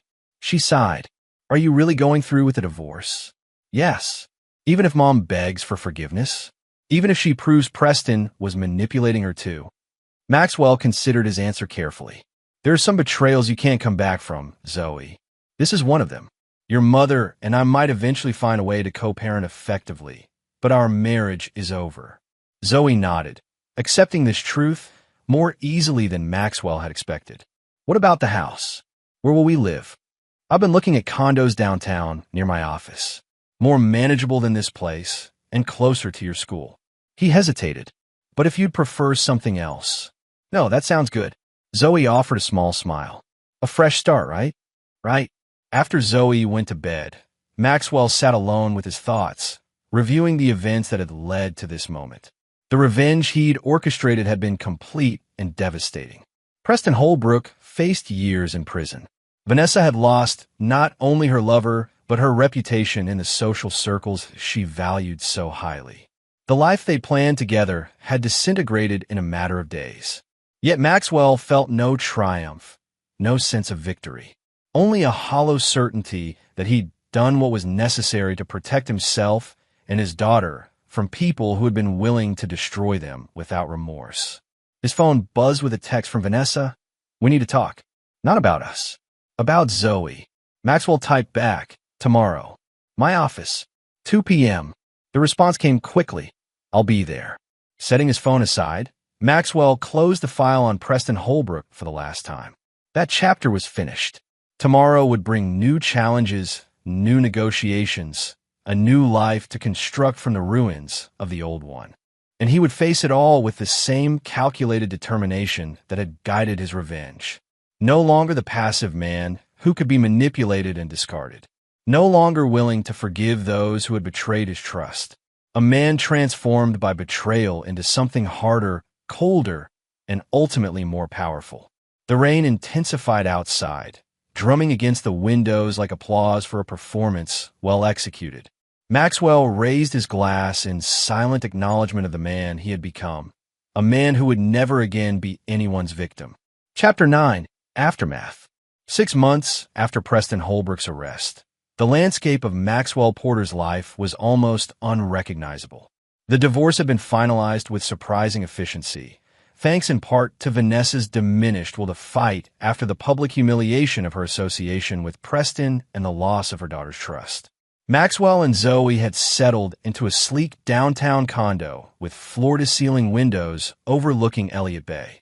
The Sustainable Urban Engineering Division at Helix Dynamics had grown under Maxwell's leadership, securing contracts across the Pacific Northwest and expanding into California.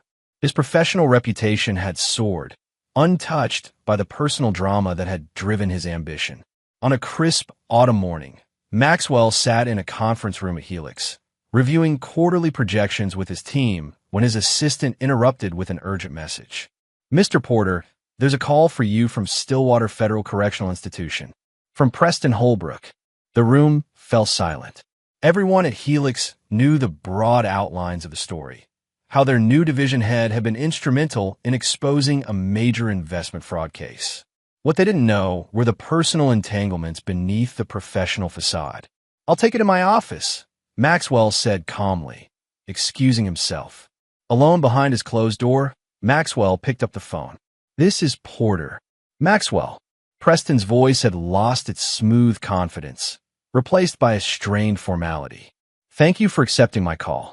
What do you want, Holbrook?" "To propose a deal." Preston paused. "I have information that might interest you." "About Vanessa." Maxwell's grip tightened on the receiver. "I doubt there's anything about my ex-wife that would interest me at this point. What about the fact that she's been visiting me in prison? That she still believes we have a future together once I'm released?" A cold smile crossed Maxwell's face. "Is that supposed to surprise me?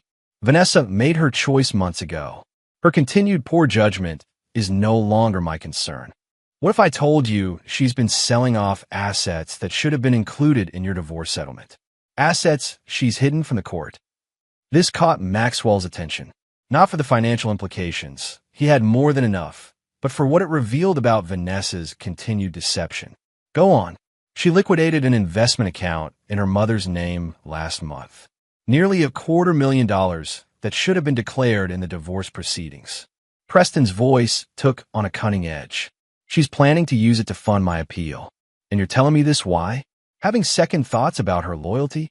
Preston laughed bitterly. "Let's just say prison provides clarity. Vanessa's usefulness to me is limited now, and my sentence might be reduced if I cooperate with ongoing investigations, including providing evidence of Vanessa's financial fraud." Maxwell concluded. "Exactly. But I'd rather make a private arrangement with you first. Information in exchange for your support with the prosecutor's office." Maxwell leaned back in his chair, contemplating the offer. "What kind of support?" "A statement acknowledging that I was forthcoming about additional financial improprieties, that I've shown remorse and a willingness to make amends." "You want me to lie for you?" "I want a reduced sentence," Preston corrected. "And you want to ensure Vanessa faces consequences for trying to cheat you and the court. Seems like our interests align for once." Maxwell considered the proposal. He had no interest in helping Preston reduce his 8-year sentence for securities fraud. But the information about Vanessa's hidden assets could be valuable leverage in the ongoing negotiations about Zoe's college fund. Here's my counteroffer, Maxwell said finally. You provide me with documented proof of Vanessa's hidden assets, account numbers, transaction records, everything. In exchange, I won't actively oppose any legitimate cooperation agreement you reach with prosecutors. That's it. Preston sounded disappointed. No support letter, no testimony on my behalf. Take it or leave it, Holbrook. I have no incentive to help you beyond staying neutral. After a moment's hesitation, Preston agreed. Fine. I'll have my attorney send the documentation to yours. But remember, I held up my end. Unlike every other promise you've ever made, Maxwell observed dryly. Goodbye, Preston. Later that day, Maxwell met Zoe for lunch at a cafe near her school. At 17, she'd grown more serious over the past months, the family upheaval having accelerated her maturity. She'd thrown herself into her studies, particularly the computer science courses Maxwell had encouraged, and was now applying to engineering programs at top universities. How was your calculus test? Maxwell asked as they settled at a corner table. Aced it, Zoe replied with a small smile. Mr. Brennan said my proof was the most elegant in the class. That's my girl. Maxwell regarded his daughter with quiet pride. Despite everything, she'd found her footing. Have you decided which schools you're applying to early decision? Stanford and MIT. Like we discussed. Zoe toyed with her napkin. Mom wants me to consider NYU too. She says New York would be transformative for me. Maxwell kept his expression neutral. And what do you think? I think she wants me on the opposite coast from you, Zoe said bluntly. She's still bitter about everything. Your college choice should be based on what's best for your future, not either of your parents' preferences. Zoe nodded. I know. She hesitated before adding, Mom's been acting weird lately. Secretive phone calls, meetings with her attorney. She mentioned something about financial restructuring yesterday. Maxwell considered whether to share what he'd learned from Preston, ultimately deciding against burdening Zoe with more family drama. Your mother's finances are her business now, unless they affect your support or college fund. That's just it, Zoe said, leaning forward. She made a comment about my college fund needing to be adjusted because of unexpected legal expenses. Do you think that means? It means nothing, Maxwell interrupted firmly. Your college fund is secure. I made sure of it. The conviction in his voice seemed to reassure Zoe. They moved on to lighter topics, her upcoming robotics competition, his new project designing sustainable infrastructure for a coastal community, the hiking trip they were planning for spring break. As Maxwell watched his daughter talk animatedly about her future plans, he felt a rare moment of peace. The cost of his revenge had been high. A marriage destroyed, family relationships fractured, a coldness within himself that hadn't existed before. But Zoe was thriving, finding her path despite the upheaval. And he had emerged stronger, more respected professionally, unwilling to be manipulated or taken advantage of again. After lunch, Maxwell returned to his office to find an encrypted email from Preston's attorney had already arrived, containing detailed records of Vanessa's hidden assets. The documentation was comprehensive and damning. Not just the investment account in her mother's name, but 3 other concealed assets, including a vacation property in Palm Springs purchased just weeks before she filed financial disclosure forms in their divorce. Maxwell forwarded the information to his attorney with instructions to use it as leverage in finalizing the remaining financial aspects of the divorce, particularly securing Zoe's college fund beyond Vanessa's reach. He specified that he didn't want criminal charges pursued unless absolutely necessary, not out of mercy, but to avoid further disruption to Zoe's life. Later that evening, his phone rang with a call from an unexpected source, Diane Forrester from Helix Dynamics. Maxwell, she said when he answered. I hope I'm not disturbing your evening. Not at all. What can I do for you, Diane? I wanted to give you a heads up before the official announcement tomorrow. The board has approved the expansion of your division into international markets, starting with the Singapore project we discussed last quarter. Maxwell sat up straighter. That's excellent news. There's more, Diane continued. With the expansion comes a promotion. Executive Vice President of Global Sustainable Solutions. reporting directly to the CEO. The position represented a leap several levels up the corporate ladder, far beyond what Maxwell would have thought possible a year ago. I'm honored and somewhat surprised at the speed of this decision. Don't be. Your leadership has transformed that division, and the board recognizes exceptional talent. Diane paused. Though I have to admit, I never imagined this outcome the day I called to tell you about your wife recommending someone else for the Denver position. Life takes unexpected turns, Maxwell observed. Indeed it does. The official offer letter will come tomorrow, but I wanted you to hear it from me first. Congratulations, Maxwell. You've earned this. After hanging up, Maxwell stood by the floor-to-ceiling windows of his condo, watching the lights of Seattle sparkle across Elliott Bay. The promotion would mean more responsibility, more travel, more influence within Helix.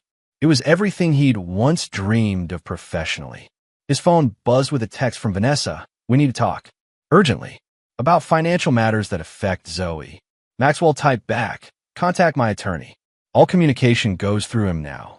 Seconds later, another text. This isn't about the divorce. It's about Preston. He's giving you information, hasn't he? Maxwell didn't respond. Let her worry. Let her wonder exactly what Preston had revealed and how Maxwell planned to use it. The uncertainty would be its own form of punishment. Instead, he called Zoe. How would you feel about a trip to Singapore next month? The Singapore University of Technology and Design has an excellent engineering program. You might want to tour while we're there. Zoe's excitement was evident in her voice. Seriously? That would be amazing. Is this for work? Yes, but we can extend it into a vacation. Just the two of us. After arranging the details with Zoe, Maxwell poured himself celebratory scotch and returned to the window view. In the reflection of the glass, he barely recognized the man he'd become. Confident, successful, uncompromising. So different from the husband who had arrived home 6 months ago to discover his wife had sabotaged his career opportunity and planned to leave him for her ex-boyfriend. His phone rang again. Vanessa, trying a direct call now that he'd ignored her texts. Maxwell silenced it without answering and added her number to his blocked list. That chapter was closed permanently. Tomorrow would bring the official promotion announcement. Next week, his attorney would use Preston's information to secure the final financial settlement. Next month, he and Zoe would travel to Singapore, beginning a new international phase of his career and her education. The future stretched before him, unencumbered by the betrayals of the past. Maxwell raised his glass in a silent toast to the lesson he'd learned and would never forget. Some debts can only be paid in full, some betrayals never forgiven, and some